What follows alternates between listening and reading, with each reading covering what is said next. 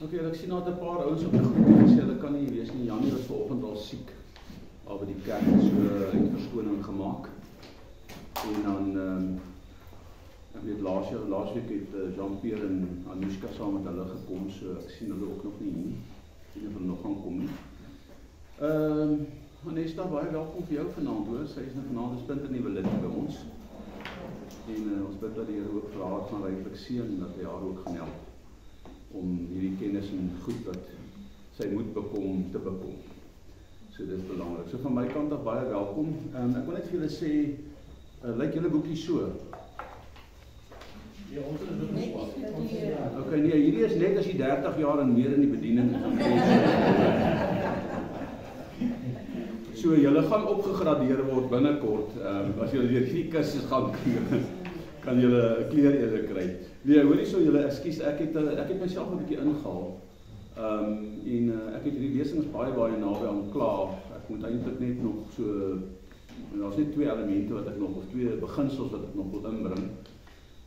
En toe het ek besluit om maar sommer net vir julle net 'n gefotostateerde, ongeredigeerde boekie te gee. So as jy nou vanaand 'n spelfoute en spasiefoute en taalkundige foute sien, moet nou nie te veel huil daaroor nie.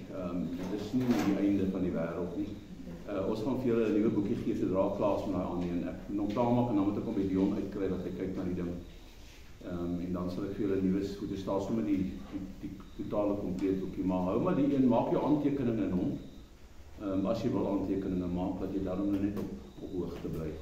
So ek vra om verskoning dat jy so 'n halwe boekie kry. Kyk, hy lyk so agter, nie so agter lyk nie. Myne lyk ook so hoor. Ek het maar net die eerste een geprint om seker te maak my print. So, maar ons is daar. Ek sien hier kom Johanna net so, kom ons wag net so 'n paar oomblikke. So, ek het baie opgewonde. Ons het die 21ste ons weer 'n doopdiens. Ons het verlede week met die afsluiting van die dooplesing het ons nog 3 persone gekry wat na my gesê het, hoorie so, ek gaan my nou bekleed in die naam van Jesus en dit is altyd vir my baie goeie nuus. Is dit vir ek asseblief as hulle in is Willie. So ek is altyd dankbaar daaroor en ek eer die Here vir dit. Want dit is maar die vertrekpunt van 'n ou se toetrede tot die koninkryk van die Here. As iemand daai besluit neem, dan begin hulle lewe ook in plek kom met betrekking tot alles wat die Here voorword. Goed, nou ja, ek dink ons tyd stap 'n bietjie en ons hierdie lesing wat ek vanaand gaan begin mee, ek het nie eintlik geweet, ek het nie eintlik gedink weet of hoeveel inligting ek julle moet gee nie. En gewoonlik dink ek dit nooit voor die tyd nie. Ek begin net met hierdie goed en ek skryf die goed en as ek dan sien die een ding loop oor na die ander ding, dan kom ek agter, jy weet, iewers te hoor ek moet nou stop. En dan kry ek nie gestop nie, want dan weet ek daar's nog goed wat ek julle moet sê. So hierdie boekie gaan nogal dik wees. Hy gaan so 50 A5 blaadjies wees. As ek klaar is, hallo Annel en Johan, welkom julle. Agter ons. Wag, toe maar wat is dit?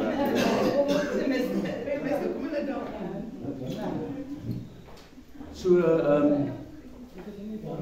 julle gaan redelik baie inligting kry, maar daar is baie inligting en daar's baie vrae oor hierdie spesifieke onderwerp en ook baie kontroversie binne die konteks van die teologiese wêreld.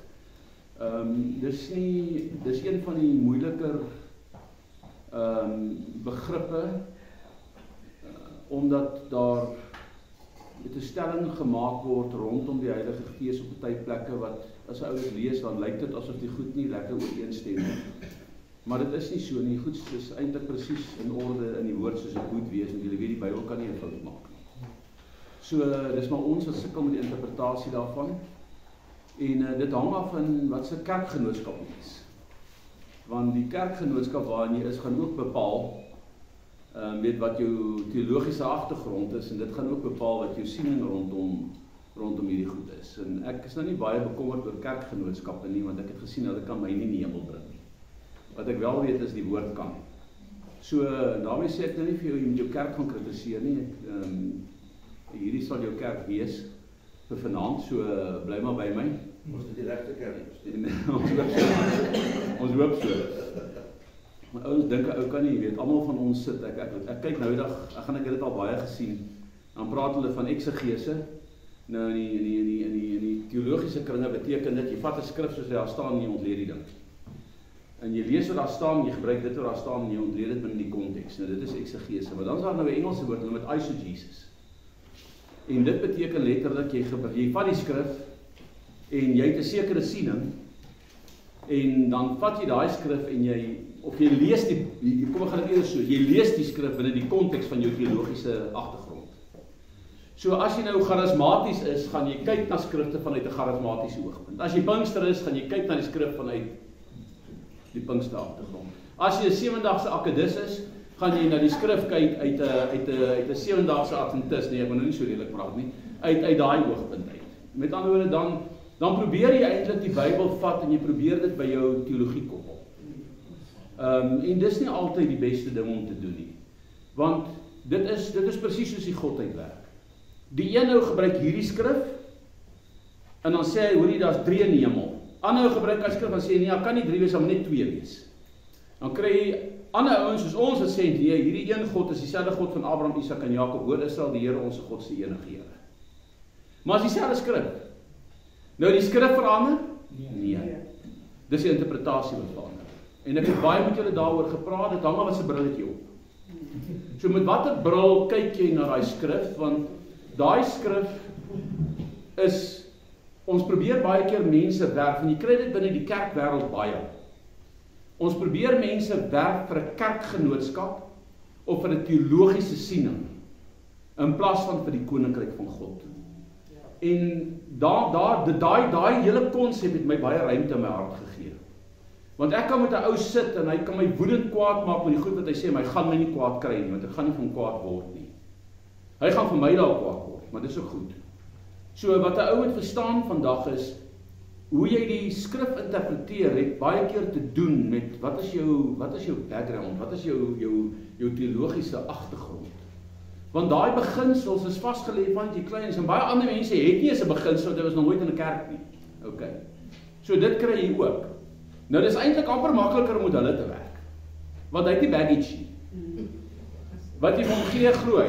Nou dis ook aan die ander kant is dit nie 'n goeie ding nie, want jy kan nie net vir 'n ou 'n klomp soetkoek gee en hy eet dit op en hy bevraagteken niks nie, want hy hoor jy's 'n pastoor en ek is maar net 'n gewone gemeentelid. Nee julle. Gaan kyk wat sê die skrif. En as jy wonder, as jy 'n skrif soek en jy 'n konsep in jou hart wil kry, gaan kyk wat sê die skrif. Julle vandag se tyd is dit so maklik. Met al hierdie inligting wat tot ons beskikking is, kan jy dit baie maklik doen. Maar pas op, baie van hierdie goed is nie geverifieer nie. En baie van hierdie goed is nie teologies korrek nie. Dis weer eens, mense skryf goed, sit dit op die internet, en as jy die internet oopmaak, dan kom hy goed op, en dis nie noodsaaklik, dis nie noodwendig wat met God bedoel nie. Dis dalk daai ou se siening, en dis dalk jou siening, dis dalk 20 ander ouens se siening, maar dis 40 ander ouens se siening nie. So, hierdie konsep waarby ons vanaand gaan stilstaan, onthou daar 6 pilare, wat ons gaan stilstaan, wat ons besig is om mee stil te staan. Ons begin heel eers by die groot prent. Met ander woorde, jy moet verstaan waaroor gaan die groot prent. Ek het in hierdie week net met 'n persoon oor hierdie prentjie gesit en gesê, hoorie, dit is wat jy moet leer. En hy het dadelik na dit gekyk en gesê, hoorie, maar dit maak vir heeltemal sin. Die tweede is jy die groot prent ken. En wat is die groot prent? Die groot prent is letterlik waaroor gaan hierdie boek? Ek kan nie vir julle in die 34 jaar dat ek voltyds in die bediening is sê, hoeveel mense het al vir my gesê, ek lees die Bybel, maar ek verstaan nie wat hier staan nie. Waaroor gaan dit? En dit is so. Want jy lees Psalms in die middel, jy lees Genesis, dan kry jy sommer die klomp konings daar, en jy weet nie hoe pas die prentjie almal by mekaar in nie, want dit maak nie vir jou alles sin nie. So dit is belangrik dat jy 'n bietjie agtergrond kry rondom sekere goed. So jy moet die groot prent gaan kry, jy moet verstaan, die sentrale lyn deur die Bybel, die hoogste spits binne in die Bybel. As jy die landskap wil sien, klim op die hoogste spits. En die hoogste spits in die Bybel is nie die teologiese siening van die verskillende kerke nie. Die hoogste spits binne in die Bybel is die heerskappy van God, is God se koninkryk. Alles in die Bybel draai rondom God en sy heerskappy, God se koninkryk. Wat hy aan die mens gegee het, wat die mens verloor het, omdat hy sonde gedoen het en hoogverraad gepleeg het en die koninkryk uitverkoop het. Dan begin ons, wat is God se bouplan? Met ander woorde, die bouplan is letterlik, God het 'n belofte gemaak dat die chaos wat Adam en Eva veroorsaak het, net so terloops, dis hoekom ek en jy vandag nog sukkel. So, enig as ons daar bo kom, dan moet ons hulle 'n bietjie uitsort, hoor. Want hulle het dit vir ons moeilik gemaak. Daai twee mense se probleem aan die begin. Maar nou moet jy verstaan. Want ek het eendag toe hoor ek 'n ou toe knoop, hy sit 'n knoop en hy sê ek het eendag in die hemel kom, dan gaan ek vir Adam uitsorteer. So ek wil vir jou sê jy gaan niks kan uitsorteer as jy daarbo kom, maak dit eers daarbo. Ja. Okay, maak dit net eers daarbo. Want wat jy moet verstaan is, wat daar gebeur het is, alles was in totale onskuld. Daar was niks. Niks in die tuin van Eden was negatief nie. Niks in die tuin van Eden het bedreig nie. Weet jy, Adam kon nie vir Eva sê, hoor jou ore is te groot nie. Hy kon nie. Want alles was perfek. En die konsep van dit het gemaak, nee, toe maar ek dink dit is Johan wat is, iemand wat ingekom het, dis Jan. So die konsep van dit is, omdat alles perfek was, daar was nie 'n maatstaf om iets te meet van dit of dit nie. Die enigste wet wat daar was, hallo Jan, kom in gerus hoor, kry vir jou stoel. Is daar nog 'n stoel iewers oop? Hier is nog 2 stoele hier voor, en daar agter moet jy maar 'n stoel gryp. So die sondeval het, dit was amper maklik om vir die duiwel om in te kom en want hulle het geloofwaardig. Maar wat Adam nie gedoen het nie, hy het nie gewaak. Want wat sê God vir hom? Jy moet nie net die tuin bewerk nie, maar jy moet die tuin bewaak. Maar daar was niks om hom bedreig nie. Daar was nie. So Maar gedink hy moet iets presies. Maar God het gesê, ja. bewerk dit en bewaak dit. Nou julle, hoekom bewaak jy 'n tuin? Hoekom bewaak jy iets? As bedreiging. Maar hy het nie geken nie, want daar was niks. Binne die raamwerk van wat ons weet. Ja. Okay? Maar binne die raamwerk wat God met hom gedeel het, weet ons nie. Ja. Want hy het met God gewandel, hy en Eva. So hulle noem dit eintlik hy het geabdikeer, en dit wat die meeste manne binne 'n huwelik doen. Okay, so nou nie te veel daaroor worry nie. Abdikeer beteken dat God se water oor God se akker loop. Daar's 'n probleem in die huwelik. Ek is soos 'n volstruis, ek sit my kop in die sand, ek sien niks. En solank as my kop weggesteek is, solank is dit sharp. Okay, so en dan op die ou en dan bars die bom en vra hy man, wat gebeur nou hier? Okay. So hy neem nie verantwoordelikheid nie. Dis wat abdikeer. Hy neem nie verantwoordelikheid vir sy priesterskap binne in die huis nie. Want dis wat moet gebeur. Okay, so die groot prent is, wat is God se plan om die hele totale ding te herstel? God se plan, Genesis 3 vers 15. Hy gaan uit die vrou 'n verlosserkind stuur, laat kom om die wêreld se verlossing wat hulle verloor het, die sondeval weg te neem. Dis die bottom line. Dis in een sinnetjie opgesom. So die hele bouplan van daai dag af is tot op die geboorte van Christus. So, nou het jy die bouplan. Nou begin jy letterlik, wat is die fondasie van hierdie gebou? Nou begin ons net een fondasie, en die fondasie is Jesus. En ons lê die fondasie. En elke stuk fondasie wat jy lê, moet jy weet, moet Christus wees. Want alles wat jy bou wat nie op Christus is, jy gaan nie staan nie. Jy moet jou huis bou, nie op die sand nie, maar op die rots. En sê Jesus nie, ek is die rots nie. Onthou, wat beteken Petra? Petra beteken die rots. Wat beteken Petros? Petros beteken die afsplitsel van die rots. So dieselfde komponente wat in Petrus, dis hoe hy hom sê, jy is Simon Petrus, jy sal Petrus genoem word. Petrus beteken Petros, die breeksel, die klein rotsie van die rots, massa. So, God is die rots, op hierdie rots sal ek my gemeente bou. So, nou die fondasie is die rots, nou gaan jy van daar af aan. En dan is daar 6 pilare, waarmee jy die struktuur begin bou, om die superstruktuur te bou. Die eerste een is bekering. Die tweede een wat ons kry is letterlik geloof. En dit lyk op baie goed omgedraai, soos het baie daaroor gepraat, dit is nie omgedraai, dit is presies in orde. Soos bekering, dan kry jy geloof. En dan kry jy die doop is jou derde een, en die vierde een waarby ons vandag gaan kom, is die handoplegging. So, jy moet die handoplegging verstaan, waaroor dit gaan. En ongelukkig is dit 'n redelike wye konsep, en daar's baie, weet, jy moet dit mooi benader, sodat jy 'n ordentlike prentjie van die ding kan kry. Anders gaan jy sukkel om dit te kan sien. Alright, is julle reg vir dit? Alright, julle, so dit is nou in die neutedop alles opgesom weer vir julle. Dis maar net vir die ouens wat nou nog nie hier was nie. So die eerste klop goed, leer jou God ken, en dan is ons by beleef God, met ander woorde, waar jy nader aan die Here kom, jy ervaar die teenwoordigheid van die Here. Alright, so kom ons gaan kyk daarna. So bou die superstructure, wat letterlik beteken die handoplegging. So ons is nou by pilaar 4 en dit is D4, dis 'n boekietjie wat julle het. So julle gaan die oorspronklike een kry die oomblik as dit klaar is daarmee. Goed, inleiding tot die handoplegging. Hierdie lesing handel, ons het klaar daaroor vir julle gesê, vanaand handel oor die 4 pilare in ons Christelike geloof. En waar kry ons die 4de pilaar van die 6 pilare? Waar kry ons hierdie 6 pilare?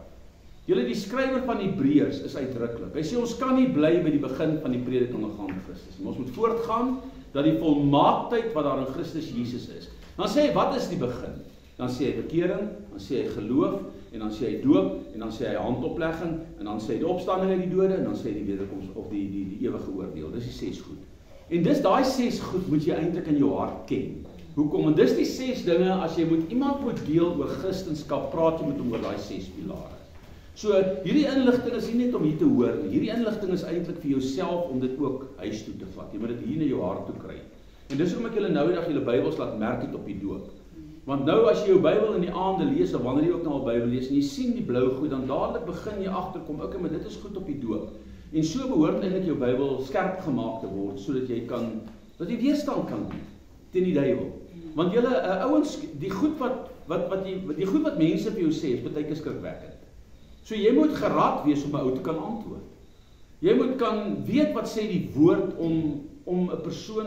Julle, hier sit niemand in hierdie saal vanaand wat 'n werk doen wat nie eintlik 'n spesialis in daai gebied is nie. Almal van ons het een of ander geleerdheid of het een of ander ondervinding binne in my werksgebied, en as jy dit nie het nie, dit is hoekom ons land in so chaos is. Hulle het 'n klomp mense in posisies wat niks geweet het van daai goed af. En dit het 'n probleem veroorsaak. So, verstaan vandag dat hierdie inligting moet eintlik hart toe gaan. Dit moet nie net hier bly nie. Dit moet na jou hart toe gaan. Maar dit kos 'n prys. En vat hierdie inligting, werk dit deur, merk dit in jou boekie, gee elke boekie 'n kleur, of elke konsep 'n kleur. So dat wanneer jy hierdie kleur sien, dat jy dit in jou hart kan kry. En moenie bekommerd wees as jou Bybel nou nog mooi is nie. Solank as dit nog mooi is, dan help hy jou nie. Okay, so kry jou Bybel skerp julle. Kry die ding skerp gemaak. Kry hom, werk met jou Bybel, want dit is jou instrument. Want die moslems gaan jou wil aanvat. En die ouens in die wêreld gaan jou wil aanvat. So kry dit skerp. So wat is die handoplegging? Ons kry dit in Hebreërs 6 vers 1 tot 2. Die leerstelling van die handoplegging. Vanaf die Ou Testament en die Nuwe Testament kan ons hierdie leerstelling opdeel in 3 kategorieë. So daar's 3 dinge wat ons moet verstaan wanneer ons praat oor die handoplegging. Want dit is die handoplegging gaan nie net in die Nuwe Testament, ons kan nie net die Nuwe Testamentiese beskrywing daarvan gebruik vanaand nie. Ek onthou 'n arend vlieg met 2 vlerke. En baie mense kom en sê, ag, want die Ou Testament is verby. Julle, die Ou Testament is vervul, maar is nie verby nie. Dit moet jy verstaan. Die Bybel, jy kan nooit in jou lewe die Nuwe Testament verstaan as jy nie die Ou Testament verstaan nie. En jy kan in jou hele lewe nooit, die Ou Testament gaan jy nooit kan begryp as jy nie die Nuwe Testament verstaan nie. Die arend vlieg met 2 vlerke. So ken die Ou Testament en ken die Nuwe Testament, sodat jy kan weet presies wat daar aangaan. So ek moet met jou praat, as ons praat oor handoplegging, moet ek jou vat met 'n roete deur die Ou Testament in die Nuwe Testament, en sodat jy kennis kan hê van hoe dit gewerk het, want ek weet nie of jy weet wie God verander nie.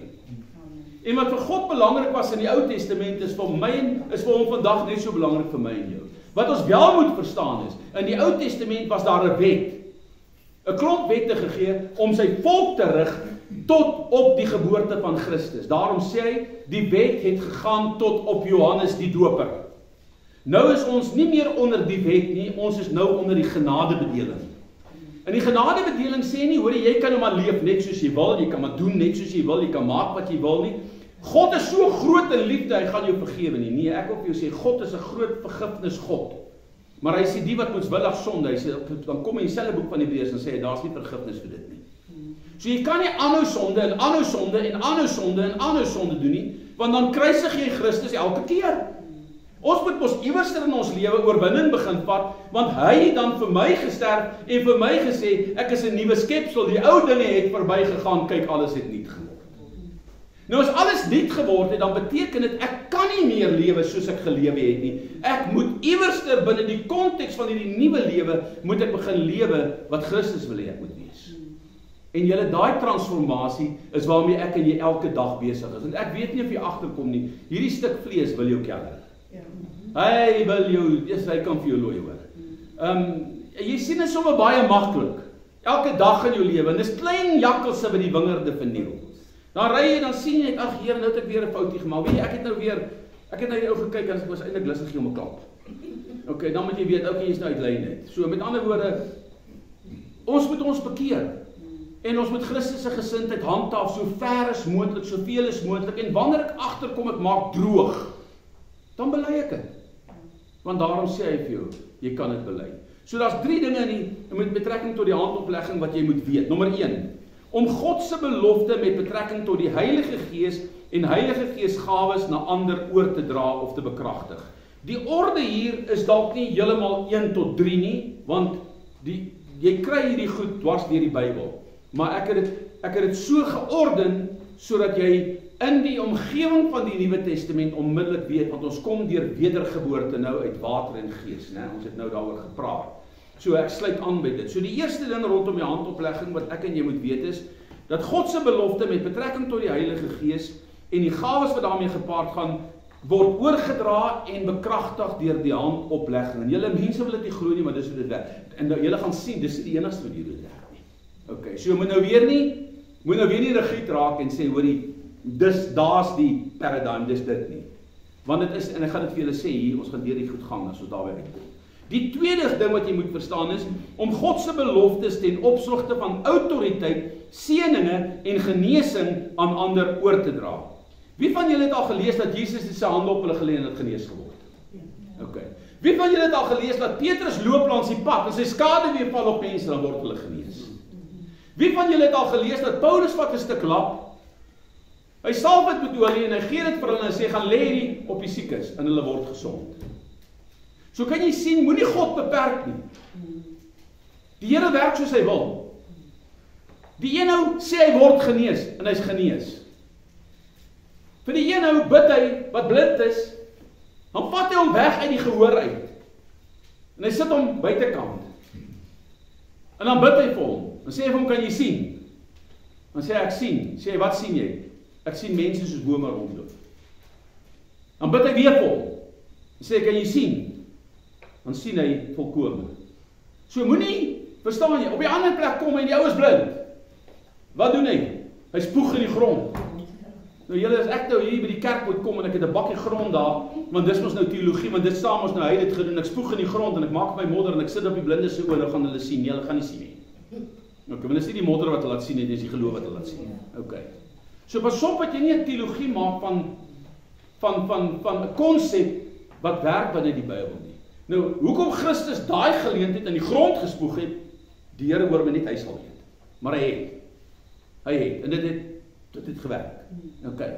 So, weer eens, wees bietjie open-minded. En moenie goed enkel geïsoleerde gevalle vat en daar uit 'n hele nuwe kerkgenootskap stig soos die ouens 'n politieke party begin nie. Okay, want dit is hoe dit in Suid-Afrika werk.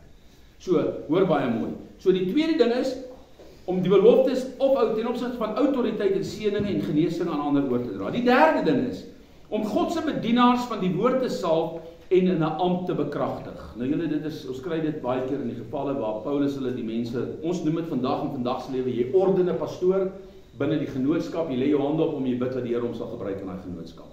Jy sien dit dwars deur die Ou Testament waar dit voorgekom het, waar hulle die konings gesalf het en hulle hande op hulle gelê het en vir hulle gebid het, né? So, dit is die 3 gevalle, of die 3 hoofrigtings met betrekking tot die handoplegging wat ons moet ken, wat ons moet weet. So, die invulling van die Heilige Gees deur die handoplegging, ek gaan daar begin. Want dit is wat julle nodig het. Dit is die belangrikste ding wat ek wil hê julle moet nou verstaan. Nommer 1, wedergeboorte uit Gees. En julle, ons het al hierdie ding holrig gery. Nikodemus kom by die Here en hy sê vir die in die nag, en hy sê vir die Here, Here, hierdie wonders en die tekens wat U doen, ons weet dat geen mens kan dit doen as God nie met hom is nie. So wat doen Nikodemus daar? Hy maak 'n belydenis. Hy erken dat Jesus van God gekom het. Kan jy hoor wat ek vir jou sê? So, wat hy sê dit. Nou hy kom in die nag so toe, want hy's bang vir sy eie bediening en hy's bang vir sy eie roeping. Hy was die hoof van die Sanhedrin, hy het die hoogste pos gehad in die Joodse raad. En die Joodse raad het 'n besluit geneem dat elke een wat hulle vereenselwig met Jesus sal uit die raad gesit word.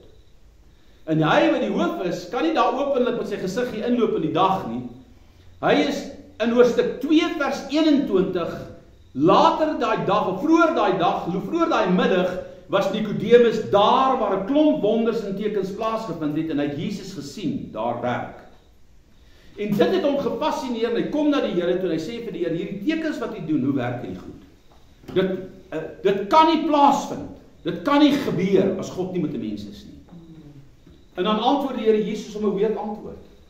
Nikodemus, voorwaar, ek sê vir jou, as iemand, julle, almal, nie weergebore word nie, kan hy die koninkryk van God nie sien nie.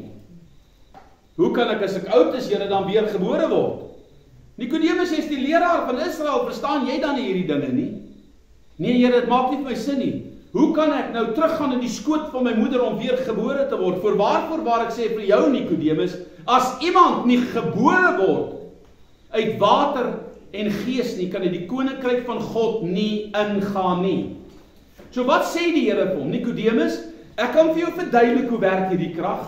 Ek kan vir jou verduidelik waar dit vandaan kom, maar as jy nie in die koninkryk van God begin funksioneer nie, as jy nie toetree tot my heerskappy, tot God se heerskappy op aarde, sy koninkryk op aarde nie, gaan jy nie verstaan en weet wat hier gebeur nie, want jy gaan dit vleeslik beoordeel, en dit is geestelik. Want kyk hoe maak jy nou? Jy dink dadelik aan jou mamma, en jy sien jou eie 6'4" lyf en nou wonder jy, hoorie, maar hoe gaan ek nou by hierdie 5'8" tannetjie nou weer, en ek meen, sy is al 90 jaar oud, hoe werk dit nou? Verstaan jy? So nou kan jy vir jouself dink. So dis 'n vleeslike redenasie. Maar die woord geboorte is die identiese woord vir wedergeboorte. Onthou, hy sê nie wedergeboorte nie, hy sê jy moet weer gebore word. Dis dieselfde woord wat hy gebruik by die natuurlike geboorte. En ons het op daai konsep ons baie stil gestaan. Jy die saad en jy die eierstel, jy konsepsie. Die saad is die woord van God, die eierstel is die toordes langs die pad. Konsepsie is bekering en dan word daar die baba gevorm binne in vrugwater, die hartjie begin klop en uiteindelik wanneer die vrugwater breek, dan kom daar die kind na vore en wat doen die dokter? Hy sny die naaldstring, hy kry klaar met die ou lewe en dan gee hy hom 'n klap op die bout en hy haal die asem van die lewe en daar skree daai kind en hy's in die lewe 'n lewendige baba. So julle, as jy al weet hoe werk die natuurlike geboorte, dis die proses. Ek het dit 3 keer gesien. OK. So en as jy wil weet hoe werk dit geestelik is presies dieselfde proses. So verstaan dit. So as jy met 'n ou praat oor wedergeboorte, daar's baie kontroversie rondom dit. Ek het nou nog vele dinge aangestuur, dis die mees beredenerende, dit is die regte Afrikaanse woord nie, vers binne die Bybel. Wat word bedoel met uit water en gees? Nou julle het gesien, en daar's nie 'n manier, ek vir jou sê, geef my asseblief, geef my selfoon en my bril aan, wat geef my aangegee? Die en sê, al 2 van hulle. So jy moet weergebore word uit water en gees, Jy kan tog nie weergebore word, en nou is die water skielik jou eerste geboorte nie, waar kom jy dan met die weer uit? Verstaan jy? So dit maak nie sin nie. En daar's 4 verskillende siening wat daar ou daar, dis die woord en daar's dinge, ek moet daar uiteindelik vir julle neerskryf dat julle dit ook sommer het. Wat jy moet verstaan, want ouens gaan vir jou daai pampoenrol. Hulle gaan, maar dan moet jy dit kan antwoord. So ons het deur die doop gekom, die waterkant. Die volgende kant is weergeboorte uit gees. Want jy moet weergebore word uit gees uit. Want dit is presies wat Johannes die Doper kom sê het. OK, en dit is wat Jesus kom doen het. So, verstaan dit so. Die invulling van die Heilige Gees deur die handoplegging, wedergeboorte uit gees. Om hierdie Christelike pilaar hoofsaaklik, of hierdie Christelike pilaar handel hoofsaaklik oor die autoriteit en die werking van die Heilige Gees. En dit sluit ons by die tweede deel van Jesus se lering met betrekking tot Nikodemus aan by wedergeboorte. Ons het daar stil gestaan. Ons het gesien dat Nikodemus na Jesus toe kom om uit te vind waar Jesus die krag vandaan kry om al hierdie wonders en die tekens te doen. Ons het nou daaroor gepraat. Dan sê Jesus vir hom, jy moet weergebore word. En julle, ek het dit vir julle in rooi, maar julle sit nie rooi daar nie. Myne is daarom rooi hoor. OK, julle sit nog swart en wit. Sien jy daar staan water en gees. OK? Dis die skrif wat hy aangehou het. Nikodemus, jy moet weergebore word, daar bladsy 3 heel bo. Jy moet weergebore word uit water en gees.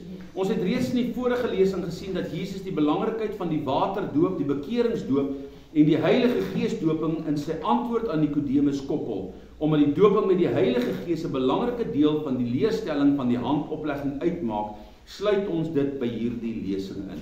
Julle, en ek wil hê jy moet dit verstaan, die Heilige Gees doping, daar's sekere praktyke rondom dit wat ons in die Bybel sien, wat ek en jy kan toepas om die doping met die Heilige Gees deelagtig te word. En dit is maar waaroor dit gaan. So, net soos dat ons die waterdoop bedien, kom ons en ons bedien ook mense deur die handoplegging met die Heilige Gees doping.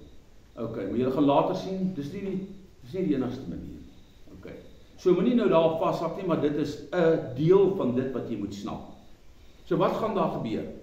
Jesus maak dit baie duidelik dat wedergeboorte die proses is waarby water en gees betrokke is, en daar het ek vir die vers uitgeskryf. Jesus antwoord en sê vir hom, voorwaar ek sê vir jou, as iemand nie weergebore word nie, kan hy die koninkryk van God nie sien nie. Nikodemus sê vir hom, hoe kan ek as ek oud is weergebore word? Hy kan tog nie 'n tweede keer in die skoot van sy moeder ingaan en gebore word nie. Jesus antwoord hom, voorwaar ek sê vir jou, as iemand nie gebore word uit water en gees nie, kan hy die koninkryk van God nie ingaan nie. Julle, dis Christus se voorskrif. Met ander woorde, jy kan nie die plek word. En wat is die boodskap van die koninkryk?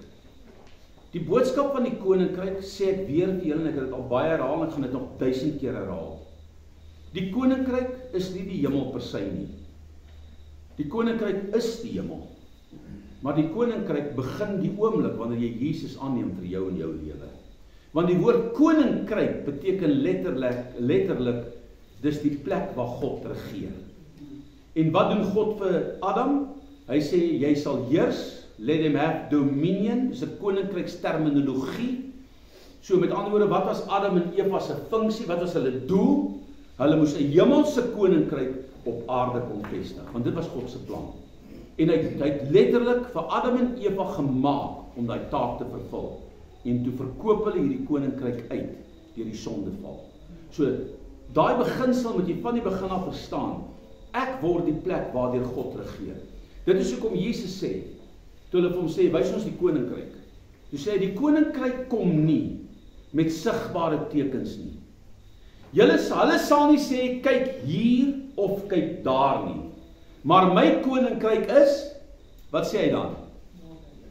Nee. Binne in julle. Hulle sal nie sê, kyk hier, hy sê, dit is my koninkryk. Hulle sal nie sê, kyk hier of kyk daar nie, want my koninkryk, nou julle vervang nou net die woord koninkryk met die woord heerskappy. My heerskappy is, maak dit nou sin. So met ander woorde, sy koning, wat doen 'n koning? Hy regeer. Wat se ding is 'n koninkryk? Yes, is 'n plek waar die koning regeer, is hy ryk. Met ander woorde, nou sê, my koninkryk is binne in julle. Dit is vir julle voordelig dat ek weggaan. Want as ek nie weggaan nie, kan die Gees nie na julle toe kom nie, maar as ek weggaan, sal ek die Heilige Gees na julle stuur, en ek en my Vader sal in julle kom woon. Julle, dis die gedagte van die boek van reg van die begin van die Bybel af. Wat wil God doen? Hy maak die mens om by hulle te woon, om saam met hulle te wees. Sê die Bybel in die boek van Maleagi, het God dan die een mens gemaak nie, en waarom die een? Hy sê, want God het 'n geslag vir homself gesoek. So met ander woorde, 'n geslag, wat beteken dit? Hy is jou Vader. En ons is sy kinders. Wat sê Johannes 1 vers 12? En almal wat hom aangeneem het, aan hulle het hy mag gegee om kind van God te word, progressief, aan hulle wat in sy naam glo, wat nie deur die wil van 'n mens nie, maar uit God gebore is. Daar kom wedergeboorte weer in. So wie is 'n kind? Elkeen wat Jesus aanneem, elkeen wat glo in Jesus, elkeen wat weergebore word uit die Gees van God, hulle is die mense wat daarop kan aanspraak maak dat hulle God se kinders is. Hoekom? Want jy word uit God gebore. Hoe kan jy God jou Vader noem as jy nie uit hom gebore word nie? En wedergeboorte het 'n patroon, het 'n wyse, het 'n manier, het 'n voorskrif. Water en gees. En julle, dis nie ek wat dit sê, dis die Bybel wat dit sê. So raak maar kwaad vir my, dis ook alright. Maar die Bybel sê dit. So ons moet weergebore word rondom dit. Want die oomblik wanneer ek weergebore word, dan beteken dit God se gees kom woon in my, ek word die plek waar die Here regeer. En julle dink nou net aan Jesus. Hier loop 'n man, en hy het nou maar net soos ons gelyk. Om 'n eerlike waarheid te sê, hy was baie leliker as ons almal hier. Nee, ek is ernstig. Hy was baie leliker as almal hier. Okay? Nee, nou lyk julle of julle my met 'n natvis wil geklap, ek met 'n natvis geklap het. Want jy sien ons sien hierdie prentjies van hierdie mooi ou. Die Bybel sê hy het geen aansien gehad dat ons hom sou begeer nie. Dan moet jy vir jouself dink, hier kom hierdie man, en die wêreld wil hom koning maak, en hy lyk nie. Hy het nie eens die statuur nie. Sy klere getuig nie van 'n koninklike kleed nie. Hy het nie eens 'n strydwa nie. Hy's binne die Romeinse konteks, en hy wil sê, ek is die koning van die Jode, ek kom hierdie koninkryk omverwerp. Hy's nie hierdie warrior nie, want hy vat die ou babetjies en hy trek hulle teen hom vas en hy seën hulle en hy druk hulle en hy raas vir die disippels as hulle die kinders van hom wil weghou. So kan jy sien, sy statuur is 'n ander statuur as wat in die menslike brein gewerk het. Want as ons kyk na 'n leier, en dit is presies, weet jy, ek het in die tyd toe ons gebid het vir hierdie regering wat nou aan wat hier is, daai tyd wat ons het vir 'n hele jaar amper gebid vir hierdie verkiesing wat plaasgevind het. Ons het baie kwaai gebid vir weke aan mekaar. Vir die laaste tyd elke aand het ek op Facebook gebid daaroor. En ek sit in Pietersburg en ek sukkel met my sein en ek kom nie deur want ek is daar in gaste, ek het 'n klomp gemeentes daar gaan bedien. En ek moet daai gebed doen en ek kom nie deur en ek is daar aan teleurgesteld. Ek sê, Here, ek kan nie hierdie mense drop nie. Ek kan nie, hulle wag vir my, hulle is op Facebook. En ek kry nie ingeskakel nie. En die Here sluit my af daar en hy gee my 'n woord. En hy wys my iets. Die volk kom by Samuel en dit het nou niks met die lesing te doen nie. Maar gee dit net vir julle. Julle hoef my vir dit hoef julle te betaal nie, dit is nou gratis. Hy kom by Samuel en die volk sê vir Samuel, ons wil ook 'n koning hê. Wat moet die koning kom doen? En Samuel is woedend. God is aan julle koning. Het hy julle uit Egipte kom uithaal nie? Het hy nie al die wonderwerke vir julle gedoen nie? Het die Here julle nie gelei tot nou toe nie? Het God nie vir julle die oorlog laat wen nie? Nou sê julle soek 'n menslike koning? Wat gaan die koning vir julle doen? En Samuel is up in arms en hy's woedend daaroor. En die Here kom by Samuel, hy gaan praat met die Here en die Here sê, Samuel, los dit, laat dit gebeur. Los dit, laat dit gebeur. Weet julle hoekom? Want dis in 1 Samuel, in die boek van Deuteronomium, het God al gesê dit gaan gebeur. Want God moes 'n koninkryk vir die Jode daar sit, wat heers oor alle ander koninkryke. Want Christus moes kom as koning van hierdie aarde. Samuel, los dit. Hulle sê teen jou nie, hulle verwerp jou nie, hulle verwerp my. En Samuel sê, goed Here, ek sal dit doen. En hier bring die Here Samuel tot by Saul. Hy wil die donkie soek. Okay? En op daai donkie tog kom hy by Samuel uit en Samuel salf hom. Nou vat Samuel vir Saul. En wat onthou julle van Saul? Toe hy nou daar by die volk staan en Samuel sê nou vir julle, okay, hier's die man wat God uitgewys het. Wat onthou julle van dit?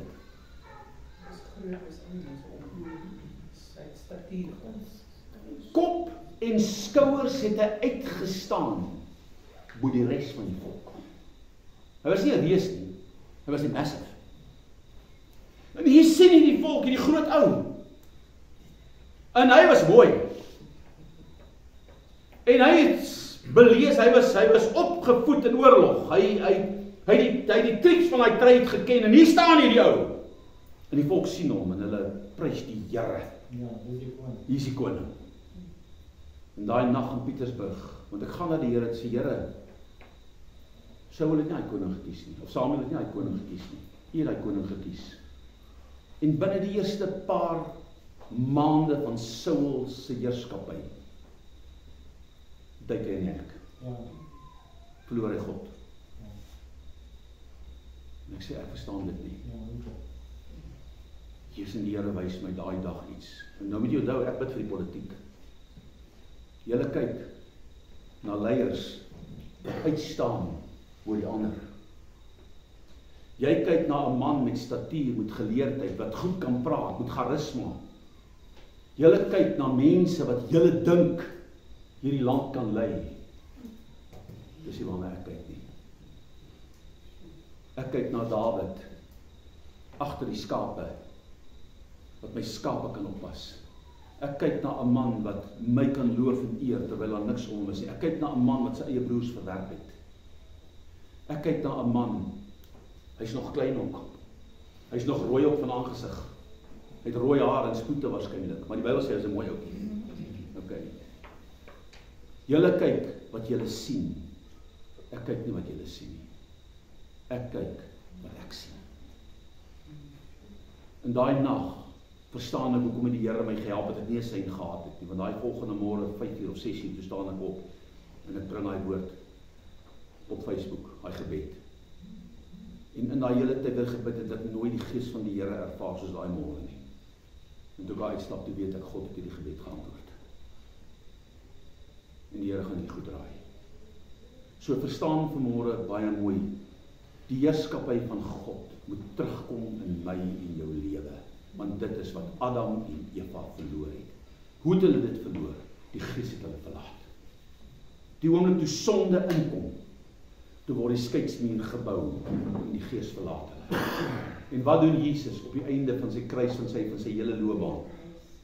Hy roep uit, my God, waarom het U my verlaat? Eloi, Eloi, lama sabachthani. Hoekom het U my verlaat? In die tuin van Eden kom die Gees en hy sê, Adam, Adam, hoekom het jy my verlaat? Op die kruishout kom Jesus en hy sê, my God, waar is jy? Ek is alleen. Ek het die sonde gedoen nie. Die dood kan my nie vashou nie. Want die loon van die sonde is die dood. Maar as die Gees hom nie daar verlaat het nie, sou daai liggaam nie kon doodgaan nie. Want die loon, die dood is die loon van die sonde. Hoor julle wat ek vir julle sê, verstaan julle daai beginsel? Hy moes die sonde van die wêreld op sy skouers neem. Hy moes gevul word met my en jou sonde, sodat hy die volle prys kon betaal vir ons, daar op die kruishout van Golgotha. Vanaand sal jy saam met my in die paradys wees. Die ander een verloon hom, die ander een spot met hom. Hy sê vir hom niks, hoekom? Hy het sy kans gehad, maar die een ou wat hier hang, hy het sy hele lewe weggegooi, maar hier aan die einde kom hy op vir Christus, hy bely sy sonde, hy erken dat Jesus die Here is, en God gee aan hom genade, en hy red hom. En daai beginsel moet ek en jy verstaan vanaand.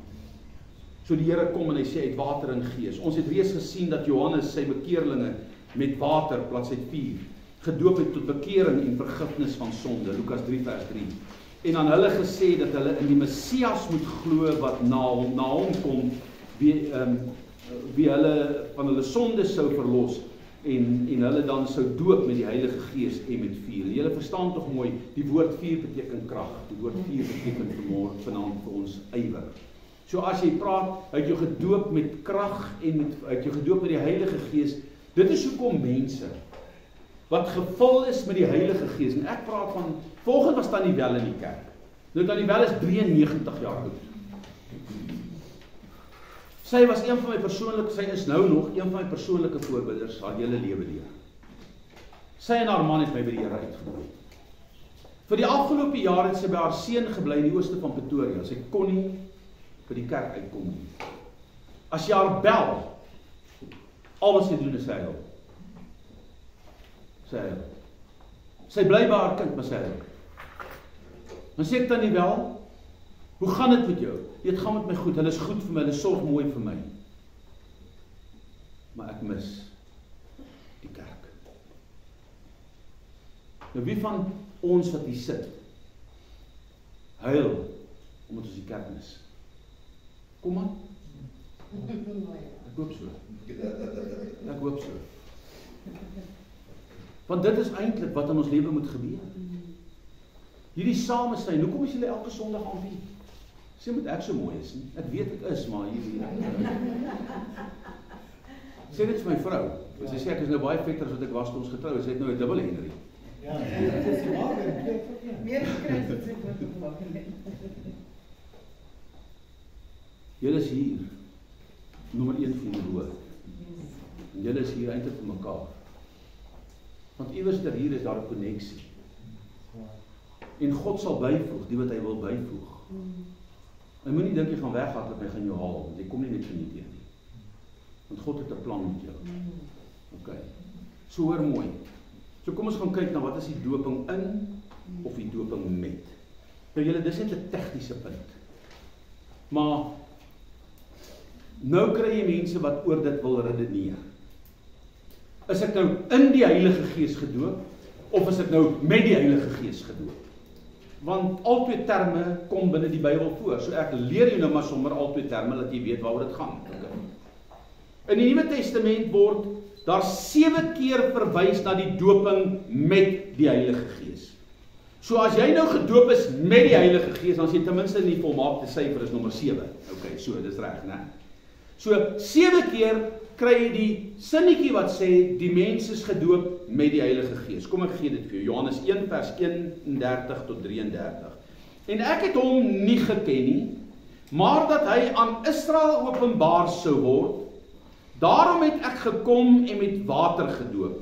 En Johannes het getuig en gesê, ek het die Gees, hoofletter, soos 'n duif uit die hemel. Julle kyk mooi. Hy sê nie ek het 'n duif sien kom nie. Ek het die Gees sien kom. Wat beteken soos 'n duif? In die gestalte van. Verstaan jy? So daar was 'n sigbare, visuele teken. Hoekom gebeur dit? Want God het vir Johannes die Doper gesê, iewers daar in die woestyn, want dis waar hy sy laaste is, dit is waar hy sy jare deurgebring het, hy en God, het die Here vir hom gesê, die een op wie jy die Gees sien neerdal en op hom bly, dit is hy wat met die Heilige Gees doop. Want onthou, daar is mense in die Ou Testament, wat die Heilige Gees het op hulle gekom, daar was individue wat kragtig gevul was, die profete en daai mense met die Heilige Gees. Maar wat gebeur met Samson? Dis 'n goeie voorbeeld.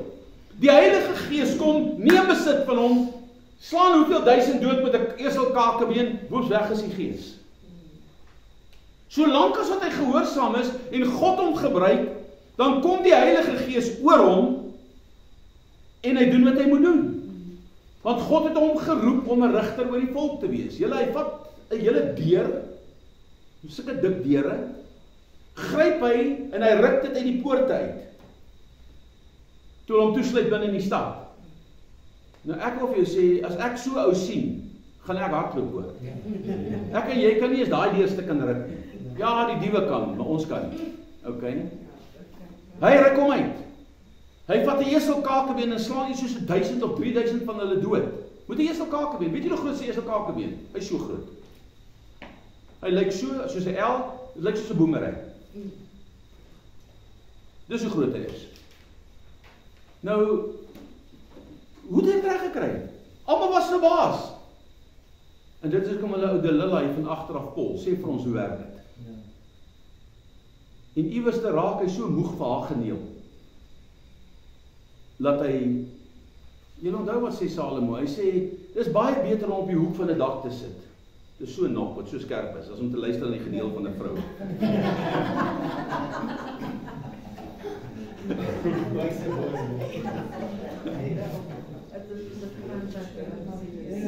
So as jou vrou nou weer neel, gaan soek jy skerp stoel op jou dak, en dan gaan sit jy daar, en dan roep jy vir die wêreld om jou uit, hoor jy, dis beter om hier te sit, as om te luister na die geneel.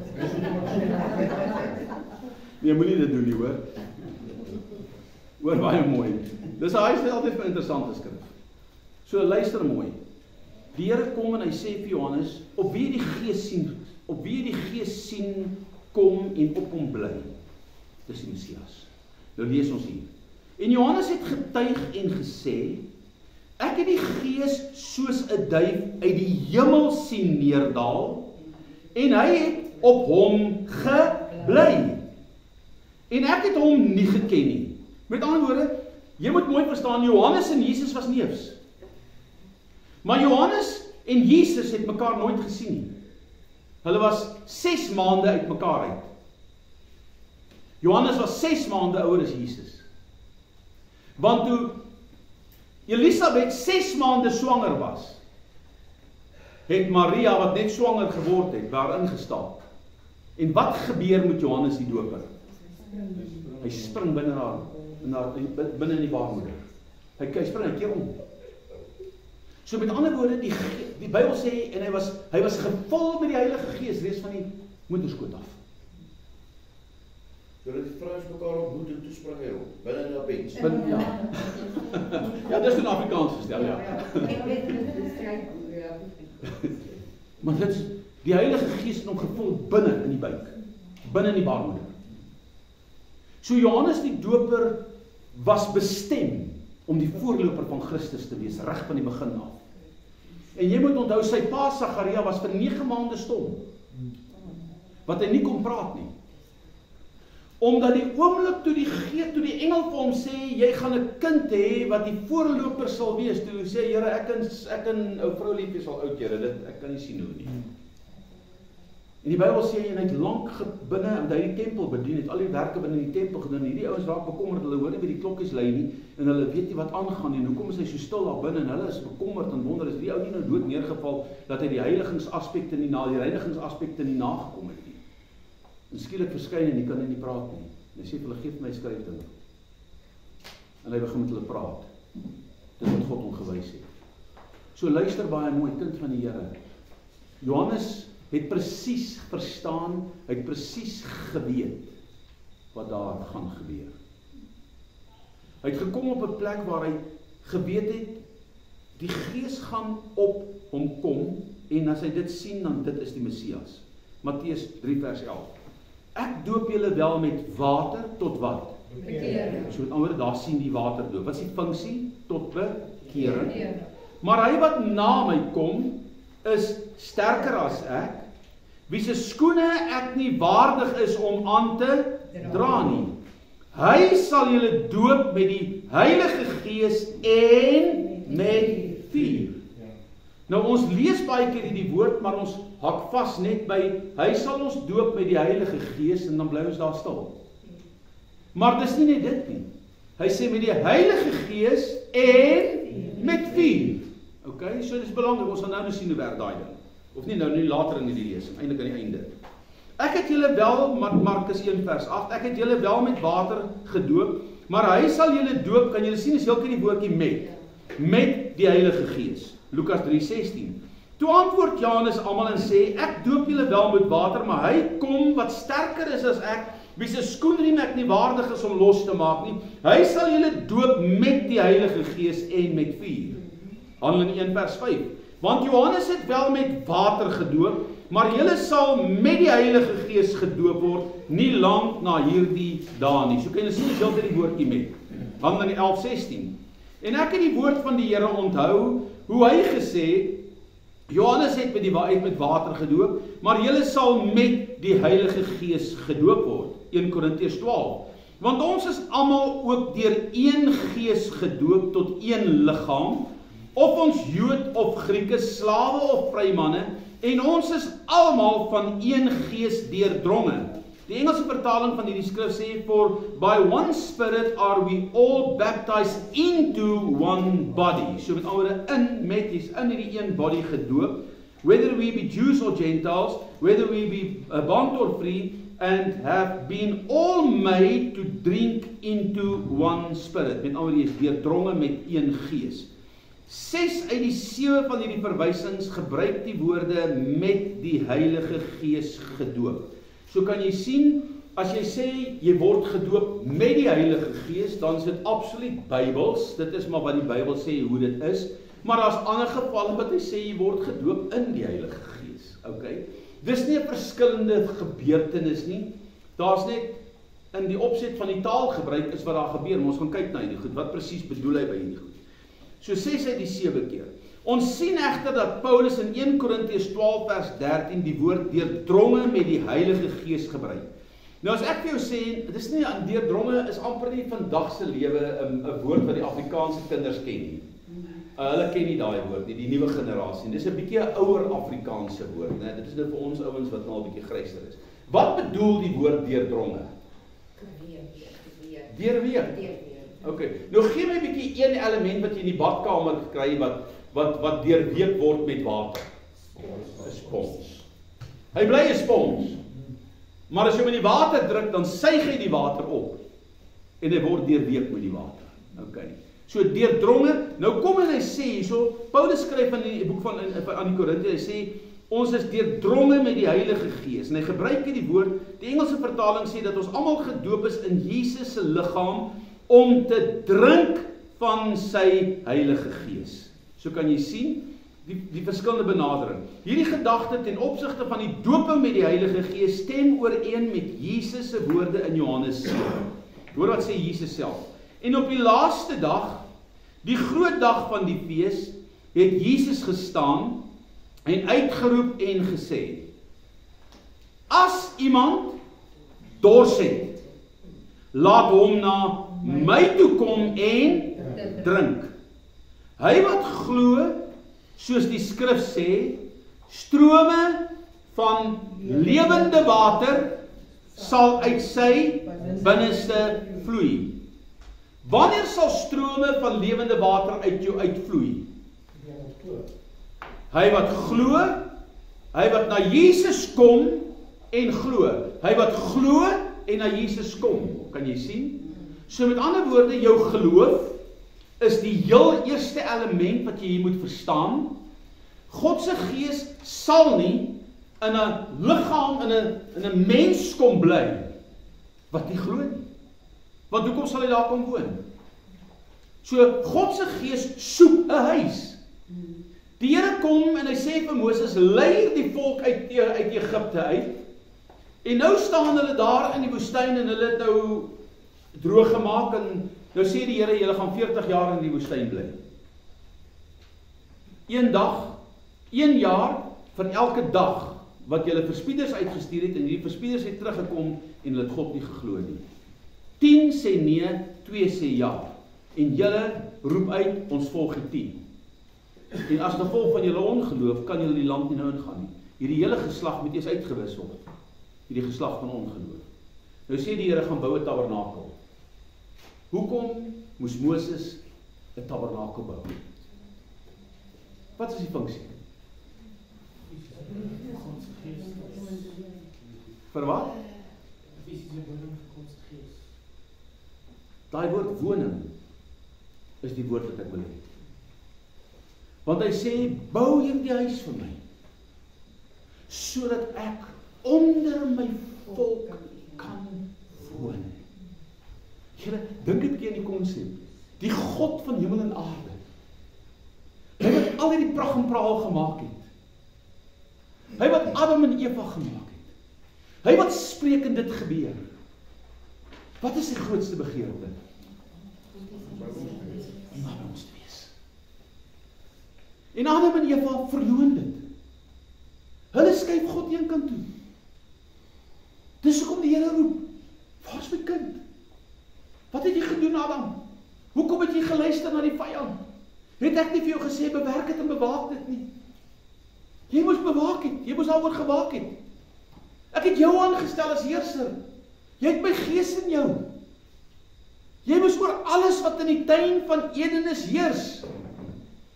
En waar kry jy in die boek van Esegiel die duiwel? In die tuin van Eden. Hoe het jy uit die hemel geval, o môrester? Hoe het ek jou teen die aarde neergeslaan? Kragteloos teen die aarde neergeslaan. Jy was die seelring van eweredigheid. Dan beskryf hy die duiwel. Dan praat hy van die groewe van sy kassies. Interessante skrif wat daar staan. En Wat is die grootte van sy kassies? Dis letterlik hierdie organs, hierdie musiekinstrumente. Dit is hoekom die duiwel vandag steeds binne die konteks van die wêreld saamgroepeer met al die groot feeste en goed wat jy kry, want hulle verheerlik hom. Maar verstaan baie mooi, dis nie die instrument wat die probleem is nie, dis die mens wat die probleem is. Die mens wat God verloon, die mens wat God verlaat. En dit is wat ek en jy moet snap vanaand. So nou kom die Here en hy sê vir my en vir jou, hy wil terugkom na sy mens toe, hy wil by jou kom tabernakel, hy wil by jou kom woon. Maar daar was 'n voorhangsel binne in die tabernakel, daar's 'n voorhangsel binne in die tempel. En net die priester, die hoofpriester kon eenmal in 'n jaar agter haar die voorhangsel in beweeg en nie sonder bloed nie. En wat doen Jesus? Hy skeer die voorhangsel in twee. Hy breek die bande van sonde en hy neem dit weg. En hy maak die weg oop dat elke mens na God toe kan kom, want wat het agter die voorhangsel gestaan? Die ark. En wat was in die ark? Die woord. God se gees, God se teenwoordigheid, die vlam het op daai ark gebrand 24 uur uit 24 uur. Die teenwoordigheid, die Shekinah glorie van die Here het geskyn. So wat wil God vir my en jou sê? Ek wil jou weer vol met my gees, ek wil jou vol maak, maar daar's 'n pad wat jy moet loop, daar's 'n orde. Nikodemus verstaan dit tog nie. Jy kan die koninkryk in besit neem, jy kan wonders en tekens sien gebeur, dit kan deur jou werk, maar jy, Nikodemus, moet die plek word waar God regeer. Dan antwoord hy in vers 8, dan sê hy, elke een wat in die gees gebore is soos wind. Hoe's wind? Jy sien sy beweging, jy weet nie waar jy dit gaan, en wat kom en wat gebeur nie. Is jy reg? So, hoor mooi. Die gees beweeg. Wie van julle het gister wind gehad, daar waar jy gebly het? Ja, dit is wel. Okay, kom, en het julle wind gehad? Ek het hier buite gewerk, daai wind het vir my stikking gewaai. Baie Apie Doring se blare is tot binne in die bed. Ja, Dit lyk of hy is 2 jaar laat sport gemaak. Jy moet nou nie dit bely nie, Willie, want baie vrouens is al onder hoor. Wat is die waarheid? Die wind het gewaai. Okay, waar het die wind vandaan gekom? Sê julle nou vir my waar die wind vandaan gekom? Nee,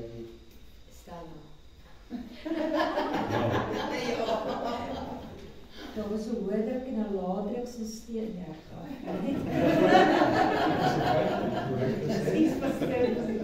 As hy so werk, as hy bly, maar waar kom hy vandaan? Van die hoëdruk en die laagdruk af. Waar is die hoëdruk en die laagdruk? dis dieselfde, sodra jy iets in die brand steek, dan begin die wind waai, maar daar was geen wind tot jy 'n vuur maak. En waar kom hy vandaan? Okay, daai energie wat die wind, wat die vuur maak, maak sy eie wind. Dit is hoekom, as jy soos 'n groot vuur kry, sterker waai die wind. Ja. Want dis 'n turbulensie wat begin plaasvind. Dis die hitte wat opstyg en die koue lug verstaan, die warm lug styg op en die warm koue lug sak af. So dit is 'n wetenskaplik kan ek dit verduidelik. Maar waar kom die wind vandaan? Geen idee. Ek sê nou vir jou, hierdie wind het gister uit Mosambiek uit gekom. Ja. Want hy het van hierdie kant af gekom. Ja. Okay, dis oos. Noordoos. Maar het hy by Mosambiek begin? Nee. Ek weet nie wat hy begin nie. Nikodemus, elke een wat in die gees gebore is soos die wind. Jy weet nie van waar hy kom en waarheen hy gaan nie. Al wat jy sien is, jou hare staan so. Jou neus loop. Jy moet terugleun teen die wind. Hoekom? Jy sien sy krag, jy sien sy beweging. Jy weet nie hoe dit werk nie. Ek kan nie vir jou sê hoe werk die wonders nie. Ek kan nie vir jou sê hoe werk die tekens nie. Al wat ek vir jou kan sê is, kom net in my heerskappy in en jy gaan soos die wind wees. Ek sal jou gebruik waar jy is, soos ek jou wil gebruik, wanneer ek jou wil gebruik, en die wêreld gaan dit sien wat jy gesien het vroeër in die middag in my lewe. So Jesus demonstreer hoe lyk 'n mens onder die krag van God. Julle, ek wil so graag daar kom. Ek wil so graag daar kom dat as ek 'n ou se Smith Wigglesworth loop langs 'n landery verby. Die vrou vroue werk binne in hierdie lande. En die oomblik as hy verby hulle loop, dan val hulle op hulle aangesig en hulle begin hulle sonde bely. Hy het nie eens na hulle gekyk nie, hy het nie met hulle gepraat nie, hy het net verby hulle beweeg, maar die teenwoordigheid van die Here was so radikaal in sy lewe, dat dit uit hom uitgestraal, dat die mense om hom geaffekteer het. Hy sit by 'n stasie, en die stasie is onder, en hy sit, daar's 'n klomp trappe met 'n reëling in die middel, wat van onderaf kom, stap daar mense op, en hy gaan sit reg op die boonste trap, en hy kyk onder toe na die mense wat van die treine afklim, en hy begin die Here bid, vir siele wat tot bekering moet kom, en soos wat die mense opkom, begin hulle ervaar hier's 'n ander teenwoordigheid. En daar's 'n man en vrou wat opbeweeg, en toe hulle by hom kom, toe vat hulle net so by mekaar, en hy sê, hoekom loop julle weerskante van hierdie reëling? Julle is man en vrou, julle het 'n probleem, kom sit hier, dat ek met julle kan deel. Hy gaan op 'n reis iewers heen, hy met 'n konferensie of 'n ding gaan doen op 'n boot, en hulle kom klop by sy deur, en hulle sê vir hom, hoor hierso, ons het 'n talentkompetisie hier op hierdie boot, wil jy graag deelneem? En hy sê, nee, ek gaan nie deelneem, want ek woon dit nie by, en ek gaan nie na sulke goed doen nie, ek is op pad iewers, weet hy, en die Gees sê vir hom, wat het jy nou gedoen? Hy sê, ag Here, jy weet, ek gaan nie na sulke plekke toe nie, daar na die dansbaan, wat gaan ek nou daar maak? Die Here sê, hoe jy gaan? Hy sê, okay Here, wat moet ek doen? Hy sê, jy gaan sing. Nou julle, Smith Wiggles het gehakel, maar as hy gesing het, sing hy. En hy bel al die volgende môre, hy sê van die kajuit af, en hy sê, hoorie, ek het gister gesê, ek gaan nie deelneem, kan ek nog inskryf? Hulle sê, ja, jy kan inskryf. Hy sê, sit my asseblief op, maar sit my op die heel laaste item. Sê, okay, wat gaan jy doen? Hy sê, nee, ek gaan julle môre sê. Of nie van nou, dit is vir die oggend, ek gaan julle vanaand sê. Ek sal julle sê, voordat ek opkom, ek gaan as lied sing, ek sal julle vanaand sê, ek sal julle sê, voordat ek op is, gaan ek julle sê wat moet te speel. En almal doen hulle items.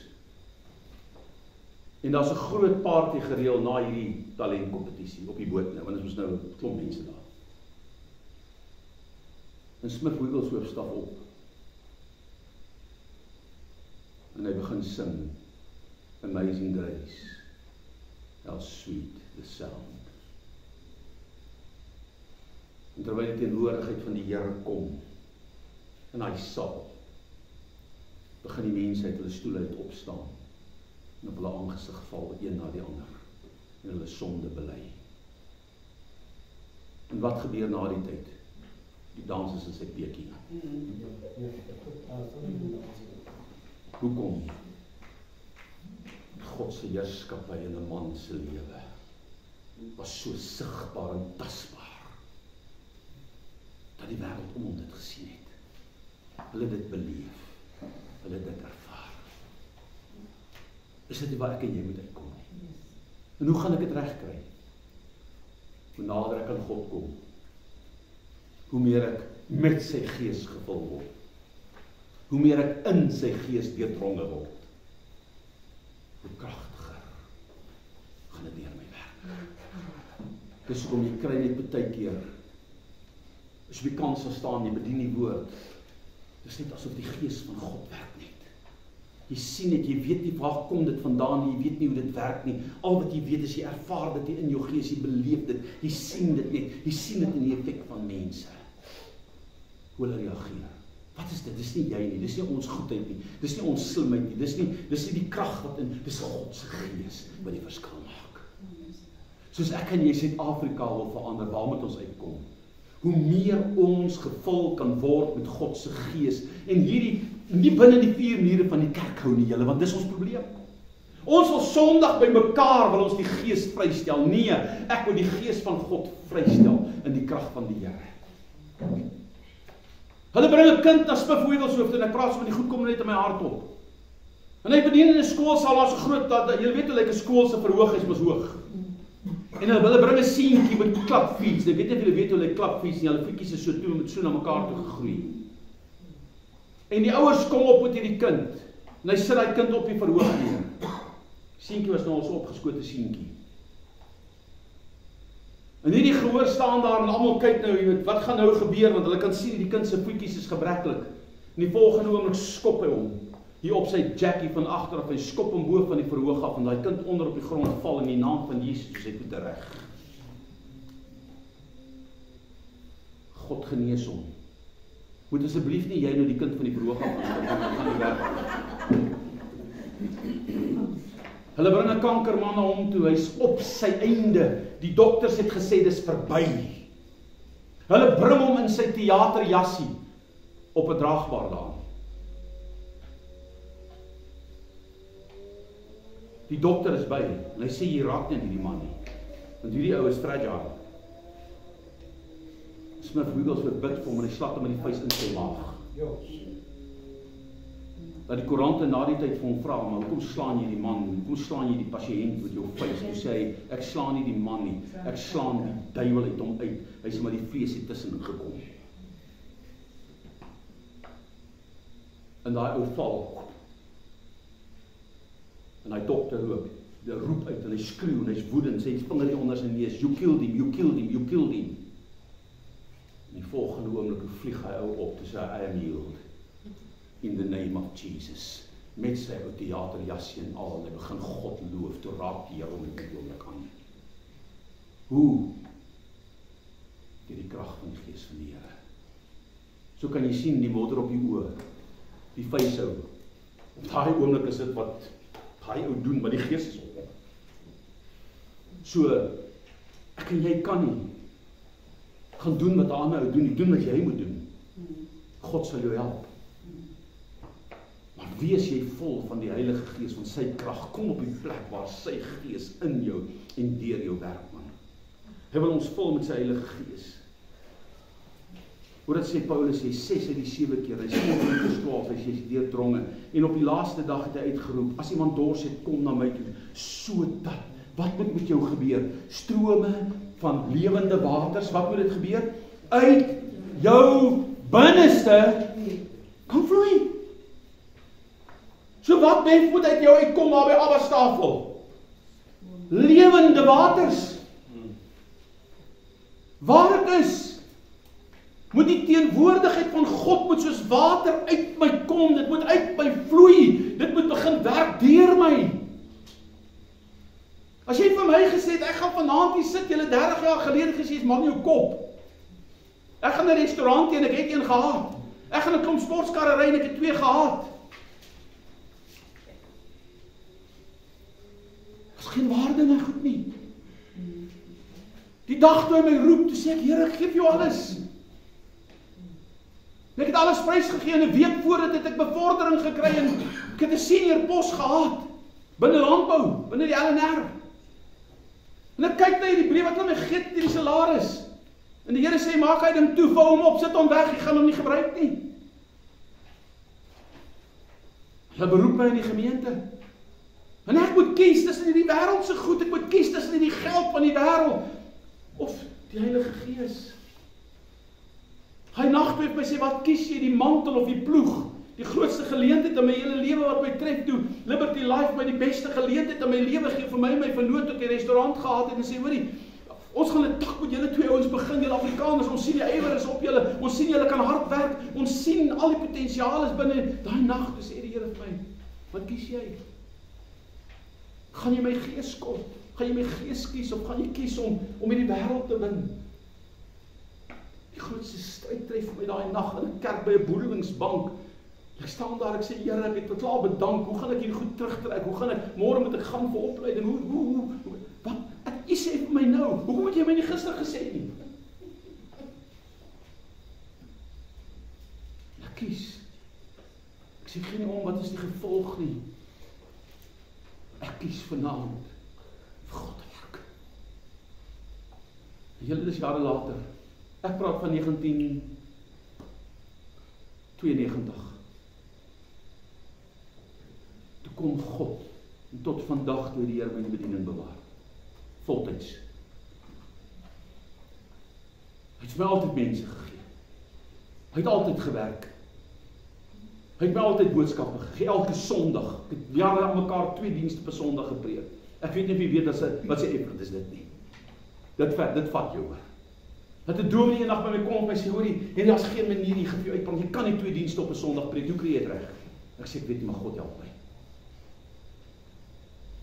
So verstaan mooi, strome van lewende waters uit jou binneste uit vir iemand.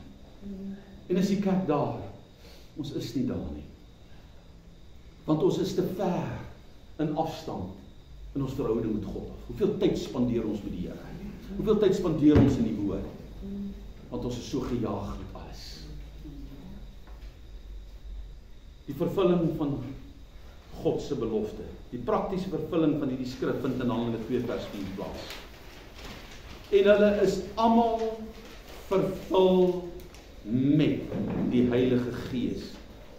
En het begin spreek in ander tale, soos die Gees aan hulle gee om uit te spreek.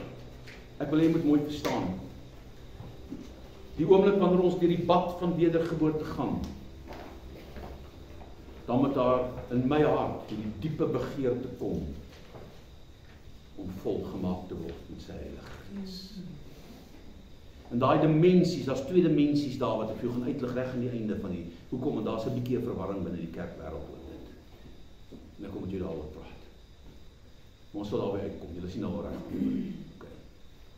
So, en hulle is almal vervul. Wat beteken die woord vervul? Volgemaak. Wie is volgemaak? Wie is almal? Almal wat in daai boot vertrek, gewag op die Heilige Gees. So met ander woorde kan jy sien, God wil almal die Gees gee. God wil almal toebedeel met daai krag.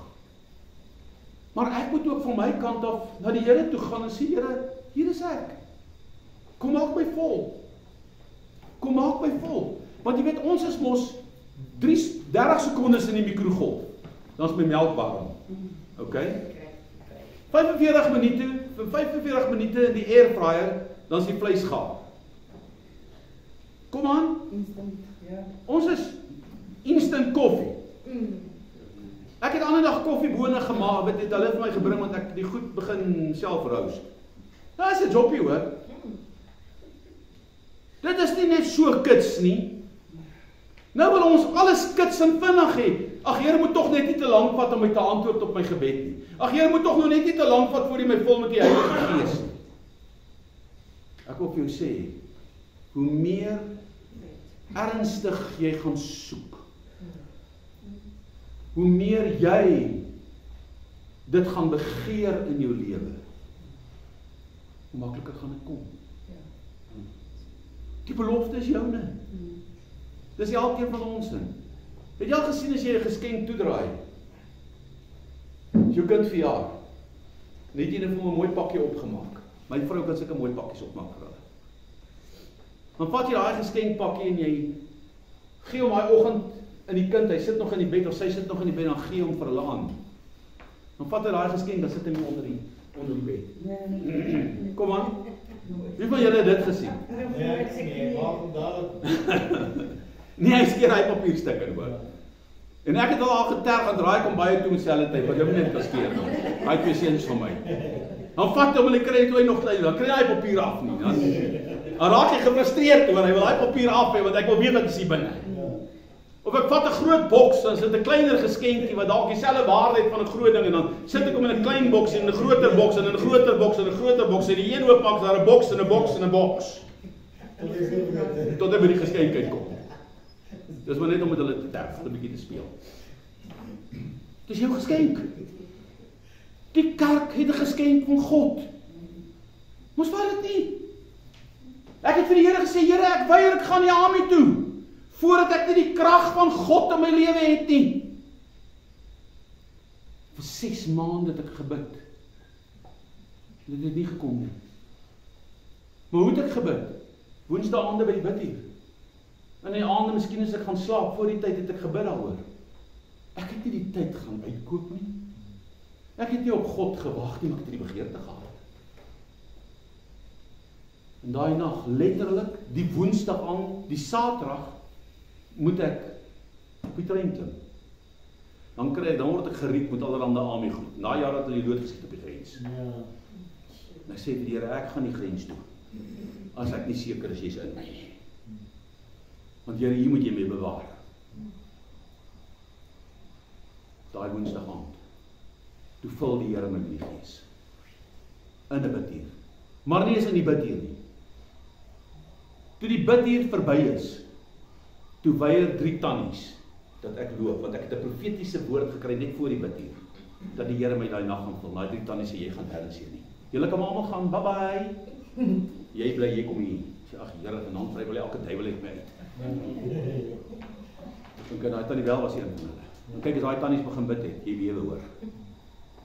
Hulle gaan in tale oor. Jy is so bang, jy wil iets oorkom. En hulle roep die Gees van die Here en hulle bid dat God my sal vul. En ewe skielik, terwyl ek daar staan, seker 9:30 die nag, of 10:00 die aand, of 10:15, ek weet nie so laat dit was nie, toe kom die krag van God se Gees in een oog. En hy vul my met sy wonderlike krag. As ek met hulle wil praat, hulle praat met my, dan praat ek met hulle Afrikaans, slaan ek oor in 'n taal. Praat met my Afrikaans, dan antwoord ek gaan oor in 'n taal. Wat was daai groot deel van my vooraand en hy bid hier sit en almal is net onder die krag van die Gees van die Here. Dat ek huis toe ry, maar ek weet nie tot hoe kom ek tot by die huis nie, want ek is so vol van die krag van die Here. Ek gaan lê op my bed daai nag, ek nog by my ma gebly. Ek gaan lê op die bed. En die teenwoordigheid van die Here is so radikaal, dat ek kan nie op my bed bly lê nie, ek rol rond en ek huil die hele tyd. Dat ek nou vir julle sê, Here, asseblief, vat net die Gees van my vir 'n rukkie weg. Dat ek net kan slaap. Want ek is nou moeg hoor. Het ons daai ywer om te wag. Die Here sê hierdie belofte. En hulle is almal vervul met die Heilige Gees en begin spreek in ander tale, soos die Gees aan hulle gegee het om uit te spreek. By hierdie geleentheid ontvang 120 van Jesus se disippels die krag van die Heilige Gees, wat Jesus in Handelinge 1:4 aan hulle beloof het. En toe hy nog met hulle saam was, het hy hulle bevel gegee om nie van Jerusalem af weg te gaan nie, maar om te wag op die belofte van die Vader wat julle, het hy gesê, van my gehoor het. Want Johannes het wel met water gedoop, maar julle, wat is die woordjie sal? Dis 'n belofte. Maar julle sal met die Heilige Gees gedoop word, nie lank na hierdie dae nie. Opstanding vind plaas, 40 dae daarna is die hemelvaart. Nou gaan Jesus net voor die hemelvaart en hy sê, gaan wag in Jerusalem, totdat julle aangedoen is met krag uit die hoogte. Hy sê nie vir hulle daar hoe lank julle gaan wag nie. Hy sê nie vir hulle daar wat moet hulle doen terwyl hulle wag nie. Hy sê gaan wag totdat my krag oor julle kom. En 10 dae verloop. 10 dae. En op die 50ste dag toe kom die Heilige Gees. Nou wonder ou, maar hoekom het hy nou 10 dae gevat? Want die woord van die Here sê in die boek van Levitikus, die 21ste of die 23ste hoofstuk, julle moet die dae aftel. 7 volle weke. Hoeveel is 7 volle weke? Dis 49. En op die 50ste dag moet julle 'n nuwe offer bring. Dan moet julle die eerstelingsgerwe voor God beweeg van die oes wat inkom. En so het hulle vir jare hierdie eerstelingsgerf beweeg op die 50ste dag van daardie fees van die ongesuurde brode, die Paasfees. En onmiddellik op die 50ste dag wat gebeur? Die eersteling van die nuwe bedeling. Die kerk word gebore. En die kerk kom in daai oomblik, toe die eerstelinge die Heilige Gees ontvang. En 120 van hulle ontvang die Heilige Gees. Waar het julle nog gelees van 120 ouens wat onder die salwing kom? Kom aan, sê my. Het julle al gelees op 'n plek in die Bybel van 120 ouens wat op een slag onder die salwing van die Gees kom? Salomo staan op. Hy buig sy knie, nou net die tempel aan God oorgegee, klaar gebou. Was 120 leviete op daai verhoog, elkeen, die Bybel sê, spesialiste in musiek. En die oomblik, toe 120 voor musikante die lied van Dawid begin sing wat sê, loof die Here want hy is goed, want sy goedertierenheid is tot in alle ewigheid.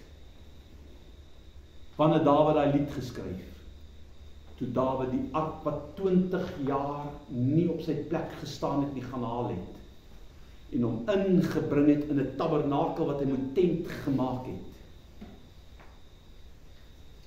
kom die Here, en hy vul daar die 120 musikante met die krag van die Gees van die Here, terwyl Salomo voor hulle staan, en sy hande ophef op sy knieë, en die God van hemel en aarde aanbid. En die woord van die Here sê, op die oomblik toe hulle begin speel, met die musiekinstrumente, toe kom die teenwoordigheid van die Here. En die krag was so radikaal, dat hulle nie kon bly staan, weens die heerlikheid van die Here, binne in daai tempel nie. Sal dit nie lekker wees as die teenwoordigheid van die Here so in my en jou lewe werk? Dit is wat God wil doen. Net daai tyd? Nee. Steeds vandag. En as ons 'n gemeente kan word, wat begin verstaan, hoe meer tyd ons in gebed met God begin spandeer, hoe meer tyd ons in die woord spandeer, hoe kragtiger gaan die Gees van God begin deurbreek in ons midde. Ek en jy kan nie wêreld red nie, maar God kan. En wie gaan hy gebruik? Vir my en vir jou. So ons moet daar uitkom. So hier vul hy 120 ouens van hulle. In Handelinge 8 vind ons 'n praktiese voorbeeld van die handoplegging. Hoor wat sê hy. Maar toe hulle Filippus geglo, julle moet onthou, het 'n vervolging gekom. Die kerk in Jerusalem is verstrooi. Daar was 10.000 mense wat in daardie gemeente bymekaar gekom het, en die Here wek vir Paulus op, en daar kom 'n kragtige vervolging, en hierdie ouens spat, eerste in Judea, en hier kry jy Filippus in Samaria.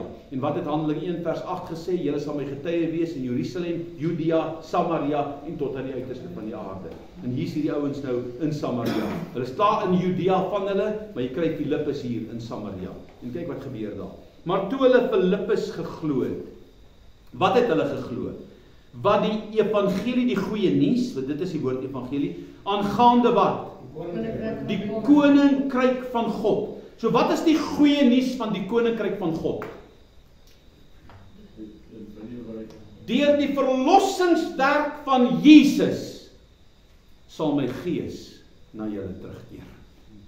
Is julle sonde vergewe? Het julle genade ontvang? Dis die goeie nuus. En nou is Paulus hier, of Filippus hier, tussen hierdie mense wat nie 'n suiwer rassies was nie. En hy sê vir hulle hierso, toe hulle Filippus geglo het, hy verkondig die evangelie aangaande die koninkryk van God, maar kyk as 'n en die naam van Jesus Christus verkondig het, is hulle gedoop. So wat gebeur met hierdie ouens wat die woord in Samaria hoor? Hy verkondig die boodskap van God se heerskappy wat vir hulle beskik is. En hy verkondig aan hulle die doop, en hy sê, julle moet weergebore word uit water, julle moet die waterdoop deurgaan, julle moet bekeer, en 'n deel van die bekering, die bewys van jou bekering is, jy doen 'n openbare belydenis dat Jesus jou God en verlosser is. En toe hulle dit hoor, het hulle laat doop. Nou sê hy daar, manne sowel as vroue, maar nou sê 'n ander mannetjie hier tussen hulle, sy naam is Simon. En die Bybel sê hy's 'n towenaar. Nou wat sê hulle met 'n towenaar? Dis simsalabim oukies, né? So dis ouens wat allerhande triks trek en hulle verbuister mense met dit wat hulle doen. Nou ek het al goed gesien wat jy so staan en kyk. Martine was een van hulle, maar ek dink oor seker van hierdie ouens wat soos 'n superrol was. Maar nou kry jy dink 'n bietjie aan daai ouens wat in Farao se lewe gelewe het. Moses gooi sy staf, hy word 'n slang. Wat doen hy? Wat noem hulle daai ouens, daai towenaars? Wat doen hulle? Zimsalabim, woep, die gooi hulle staf, al word hy 'n slang. Wat gebeur? Moses se slang, sy staf eet hulle slange op.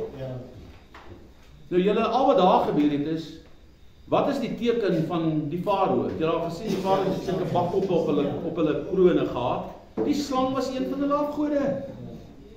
En wat kom Moses? Hy wys vir hulle, die grootste God wat julle aanbid, my God sal hom verslaan.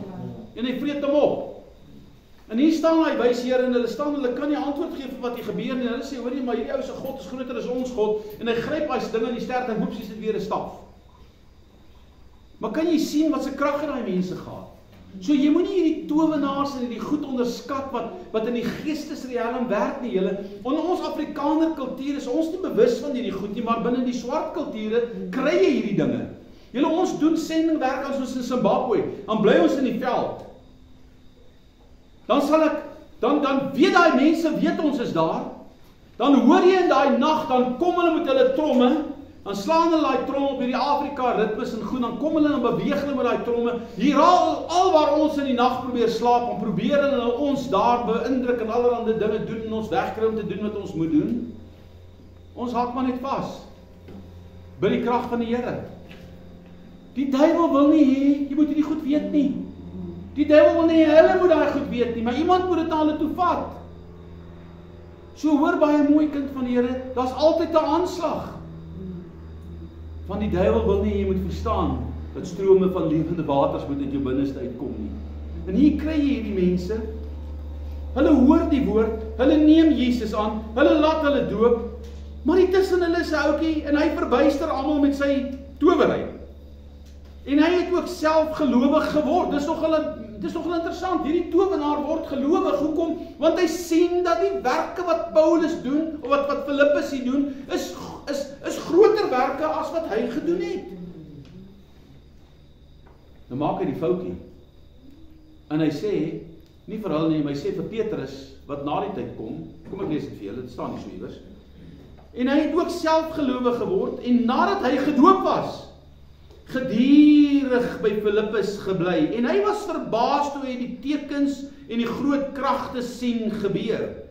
En toe die apostels in Jerusalem hoor, nou moet jy onthou, hier is in Samaria, nou is ons terug in Jerusalem, en toe die ouens in Jerusalem hoor, die apostels, want hulle daar agter gebly, hulle was nie verstrooi nie, dat Samaria die woord van God aangeneem het hulle Petrus en Johannes na hulle gestuur. Hulle het afgekom en vir hulle gebid. Nou staan nie daar stil. Het Samaria die woord aangeneem, ja of nee? Ja. Is hulle gedoop, ja of nee? Ja. Het hulle dus disippels van Jesus geword, ja of nee? Ja. Okay, hoor nou mooi. Maar wat is die leemte?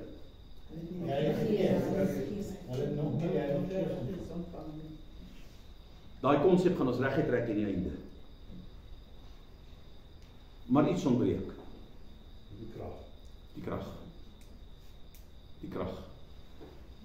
OK. Nou stuur hulle Petrus en Johannes uit Jerusalem uit. En kyk wat moet gebeur. En toe die apostels in Jerusalem hoor dat Samaria die woord van God aangeneem het, het hulle Petrus en Johannes na hulle gestuur. Hulle het afgekom en vir hulle gebid, dat hulle die Heilige Gees mag ontvang. So wat is die eerste ding wat hulle doen? Hulle bid vir hulle, dat hulle die Heilige Gees mag ontvang, kan ontvang. OK? Wie mag die Heilige Gees ontvang? Die wat glo en hulle laat doop het. Wat sê Handelinge 2 vers 38 vir ons? Bekeer julle, laat julle doop in die naam van Jesus tot vergifnis van jou sonde en jy sal die gawe van die Heilige Gees ontvang. Hierdie belofte kom julle toe en julle kinders en almal wat daar ver is. OK, presies dieselfde. Jy sien dit weer. OK. Hulle het afgekom en vir hulle gebid dat hulle die Heilige Gees mag ontvang. Want hy het toe nog op op niemand van hulle Val. Okay, nou is dit nie met nie, nou is dit nie in nie, nou is dit op. Okay? Hy het toe nog op niemand van hulle geval nie. Maar hulle was net gedoop in die naam van die Here Jesus. Hoe was hulle gedoop? Hoe was hulle gedoop? Hoe was hulle gedoop? In die naam van die Here Jesus, want sondevergifnis is in die naam van Jesus. Hulle het hulle toe die hande opgelê en hulle het die Heilige Gees ontvang. So hoe ontvang hierdie klomp Samaritane die Heilige Gees? Deur die eerstens bid, vra die Here, want dis nie hulle wat dit gee nie, dis God wat die gawe gee. Hulle herinner God aan sy belofte, die boek van Joël, daai onbeloftes wat sou kom. Hulle herinner die Here wat daar in Handelinge gebeur het. En hier sien jy die krag van die Gees van die Here kom op Samaria. So, hoe? Deur die handoplegging. So julle verstaan dit vanaand, dat dit is dikwels nodig, dat iemand die hande op iemand lê, sodat hulle, nadat hulle tot bekering gekom het, die Heilige Gees kan ontvang. Nee, en ek gaan dit vir julle bewys. Okay. So, een van die Bybelse maniere is handoplegging. Nou, daai tannies het nie hulle daai aand op my gelê nie. Maar vroeër daardie aand het hulle my gesalf, die hele bid hier, en toe vir my gebid. En later daardie aand, toe almal nou moeg was en die bidtyd nou verby is, want weet ons maak ons so heeldag. Gelukkig ons kan nie nou meer so maak nie, ons werk nou so. Okay? Dit regeer ons lewe, dit regeer ons lewe. Toe sê daai drie tannies, daar's nou hoe jy loop nie hier uit voor jy nie gevul is nie. En ek het 'n pel gehad, en hy was baie kwaad vir my daai aand. Ek het hom nou nog. Dis dan die Bel se seun. Want hy wou gehad het na die bid moet ek en hy lekker bietjie na Jacqueline's toe gaan na die stad. Want hy wil nou baie graag 'n meisie gaan ontmoet het. So hy was baie kwaad. Nee, wat baie kwaad. En hier's ek, hierdie spoilsport. Ek vra die Here, ek soek sy Gees, ek worry nie oor Jacqueline's nie. Alhoewel ek in daai jare die blaps van Babson tyd was. Okay. En hoe langer ek bly, hoe kwader raak Steven.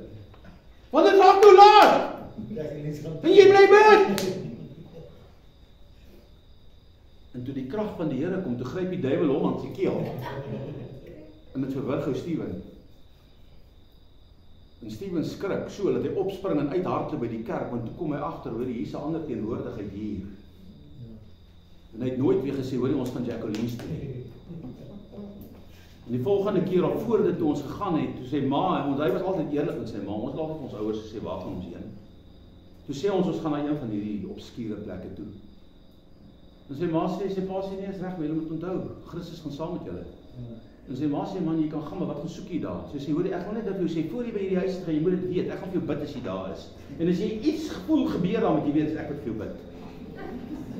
En ek en Steven is daar binne in die volgende oomblik, toe kry hy 'n naarte wat hy nog nooit in sy lewe gehad het, en hy begin opgooi. En nadat wil hy ry, ek sê, vir Steven, hierdie is ons lekker hier, maar wat wil jy hoor? Sê, nee, die Gees van die Here al ons uitplek het. Praat ek met Ami Meiburg, wat sy hele lewe deur saam met my gekom het. Dieselfde goed met hom gebeur. Hy was die buurman, reg oorkant se seun. En dan wel en Justice ons almal gebid dat die Here ons weet het. Ons het nie geweet hoe werk, maar die Gees van die Here het gewerk. Hy het ons uit hierdie obskure plek uitgehaal. Die krag van God kan jy beperk nie. So ek wil jy moet mooi verstaan, hier sien jy, hierdie ouens neem die Here aan. En dan kom daar mense uit Jerusalem uit en hulle lê hulle hande op hulle, sodat hulle die krag van God deelagtig kan word. mag jy lus word. As jy nog nie daar is nie, om te sê, Here, maar ek begeer dit. Ek wil die heerlikheid ervaar. Hier sien ons hoe Petrus en Johannes van Jerusalem gestuur word om vir die nuwe doopeling in Samaria te bid en hulle die hande op te lê, sodat God hulle ook kan doop met sy Heilige Gees. In Handelinge 9 vers 17 en 18 lê Ananias vir Paulus die hande op, sodat hy ook gevul kan word met die Heilige Gees. En Ananias het gesê, Saul broeder, die Here het my gestuur, naamlik Jesus. Wie stuur vir hom? Die Here, naamlik Jesus. Wat aan jou verskyn het op die pad waarmee jy gekom het, sodat jy weer kan sien en met die Heilige Gees vervul word. En dadelik het daar iets so skille van sy oë afgeval en hy het hom kon onmiddellik weer sien en hy het opgestaan en is gedoop. So wat doen Ananias met Paulus? Hy gaan bid vir hom. Sê die Here nie vir Ananias, gaan bid vir Paulus. Wat is Ananias se heel eerste reaksie? Here, ja, die gerug gaan hierdie man lê die hele wêreld vol. Daar's nie 'n manier dat ek na hom toe gaan nie. Hierdie ou het briewe by hom om ons gevange te neem en ons gesinne en hulle in die tronk te gaan gooi. En die Here sê, ek sal hom wys hoeveel hy vir my naam moes ly. Maar gaan jy en gaan doen wat ek vir jou sê. Baie keer sê die Here vir ons, doen iets, ons is bang. Maar nou wil ek vir jou vra, as Ananias nie vir Paulus gebid het nie, het ons nie 'n Paulus gehad wat 1/3 van die Bybel geskryf het. Vir kwart van die Bybel. Hy sou, maar Ananias was nie gehoorsaam. Sou nie gehoorsaam gewees het nie. Maar God het geweet hy gaan dit doen. Verstaan jy, dis hoe hom gevat het. Maar kyk die vrees in sy diens wees. Baie keer is ek en jy bang om iets te doen. Ons is bang. As jy seker is die Here het vir jou gesê doen dit. Moenie bang wees nie. As hy vir jou sê, hoor, so klim uit en bid vir daai persoon. Loop daai persoon toe, deel met hom. Hy gaan jou help. Hy gaan jou help, want wees sensitief vir die Heilige Gees. Want strome van lewende waters moet uit my en jou binneste begin vloei. En dit is die Gees van God. So, hier's disippels, maar hulle ontbreek die krag van God se Gees. Kom, ek gaan vandag sommer net deur dit werk, met Handelinge 19. Hier kry Paulus 12 disippels van Johannes die Doper, wat besig was om die boodskap van bekering in Efese te verkondig. En hierdie is altyd vir my so mooi verhaal. Hier is hierdie ouens, hulle het iets gehoor by Johannes die Doper van die Messias wat gaan kom. Hulle het die krag gesien van die teenwoordigheid van Johannes die Doper, die duisende mense wat hierdie boodskap hoor, wat gelowig geword het, wat hulle bekeer, en hulle is 'n deel van daai bekeerlinge.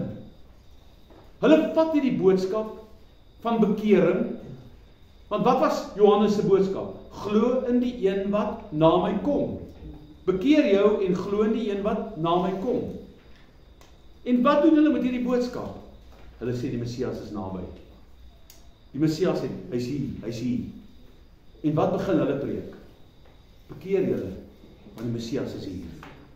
En hulle preek Johannes die Doper se boodskap. Maar wat kwaai is van hierdie ouens, hulle is sommer die bo in Europa. Hulle is besig om daai mense daarbo te roer, daai kampioene daarbo. En hulle preek vir hulle dat die Messias is naby. Johannes het gepreek, hy gaan kom, en hulle is kragtig in die skrifte, en in die Bybel sê hulle wat hulle oordra, hulle is sterk in die woord. Hierdie ouens het die skrifte geken. Hulle het die Ou Testamentiese beloftes van die Messias geken, en hulle het die tekens van die tye geken, en hulle het gesien die Messias is hier.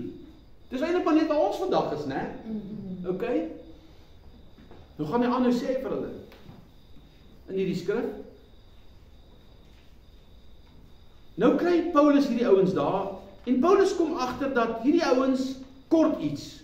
Hy hoor die boodskap wat hulle preek, maar dis asof daar krag ontbreek.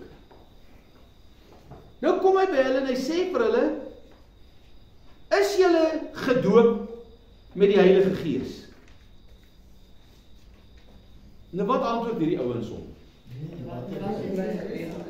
Ons het nie eens geweet daar's 'n ding soos die Heilige Gees nie. Waar val jy nou uit, Paulus? Waarvan praat jy?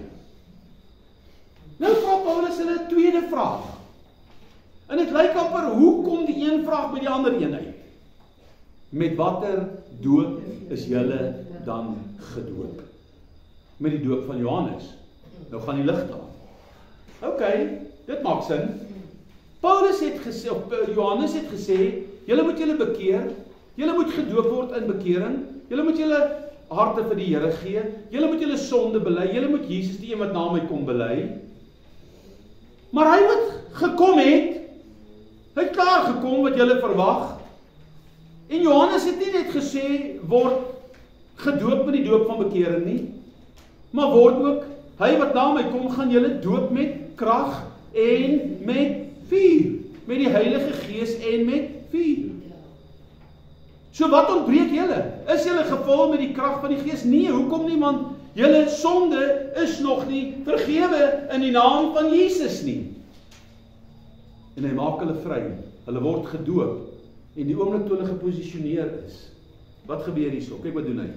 En Ananias, op daaronder in vers 7, ons het nie eens gehoor dat daar 'n Heilige Gees is nie, en hy vra hulle met watter doop is julle dan gedoop, en hulle antwoord met die doop van Johannes. Daarop sê Paulus, Johannes het met die doop van bekering gedoop. So hulle was bekeer, hulle was disippels, en aan die volk gesê, in hierdie gedeelte het hulle gemis, dat hulle moes glo in die een wat na hom kom, dit is Christus Jesus. En toe hulle dit hoor, is hulle gedoop in die naam van die Here Jesus. En Paulus het hulle die hande opgelê, en Paulus het wat gedoen? Wanneer? Nadat hulle gedoop was, in die naam van verlossing, in die naam van Jesus, en die Heilige Gees het op hulle gekom, en hulle het met tale gespreek en geprofeteer. So kan jy sien, hier sien jy weer eens, deur die handoplegging, nadat hierdie mense die voorskrifte van wedergeboorte uit water, die waterkant gevolg het, geloof in Christus gevolg het, posisioneer God hulle, en gee hy aan hulle die belofte. Nou julle, het hulle gesmeek daarvoor? Nee. Het Samaria gesmeek daarvoor? Nee. Wou God dit vir hulle gee? Ja. Hierdie belofte, kom julle toe, en julle kinders, en almal wat daar ver is. Ek het al gesien, dat mense deur die bad van wedergeboorte gaan, en dan dit so, doop die Here met die Heilige Gees. Dan het ek al die gesien, kyk om Martha, hulle het so passie, hulle wil net gevul word, en dan loop tyd, en dit gebeur nie. Hoekom? Ek weet nie. Ek dink dit is 'n geloofsaak. En jy moet almal in tale kan praat. Ons gaan dit antwoord. Nie nou vanaand nie, maar daar's 'n antwoord op dit. Sê jy dit weet as jy gedoen as jy dit Dis een van die uiterlike tekens. Dis hoekom al die gevalle, dit is so, al die gevalle in Handelinge het die invulling van krag gepaard gegaan met die spreking in tale. Maar ons moet die konsep gaan verstaan van wedergeboorte. En dit gaan ek eers in die einde met julle deel. Dit is waarom ek gesukkel het hierdie week wat verby is, as ek so lank gevat het, want daar's duisende siene oor die goed. En iewers moet 'n ou tussen hierdie goed filter, dat mens kan kyk, maar wat is die absolute, nie die absolute nie, wat sien ons as reg en verkeerd? Wat sien ons as die waarheid daar? Wat sien ons as die beste waarheid daar? Okay, so ek gaan dit met julle deel. Maar, hoekom nie taal? Want jy sien, God gaan ons, sê hy nie vir jou, as jy my 'n brood vra, gaan ek nie vir jou 'n klip gee nie. As jy vir dit vra, gaan ek ons nie vir jou 'n slang gee nie. Hy sê, as julle wat aardse vaders is weet om goed te doen aan julle kinders, hoeveel te meer nie ek wat die hemelse Vader is, om vir julle te gee wat julle vra. is dit nie so dat ons nie dalk vra nie? Ek het vir die Here gesê, as no way, ek soek dit. En hy het dit vir my gegee. Letterlik 3 dae voordat ek Ami toe gegaan het. En ek was desperaat oor. 6 maande lank het ek God vertrou vir dit. Nou kom hy 6 maande gewag. Ek weet nie. Ek sê God nie. Want dan lei ek ou in die Ami na die Here toe. Ons doop hom. In dieselfde aand wat ons vir hom doop, bid ons vir hom vir die Heilige Gees, en woepsie sal vir hom in die Heilige Gees, ons sal spreek in die tale. Kom maar, net so kom. So, moenie God bevraagteken nie. Dat God wees.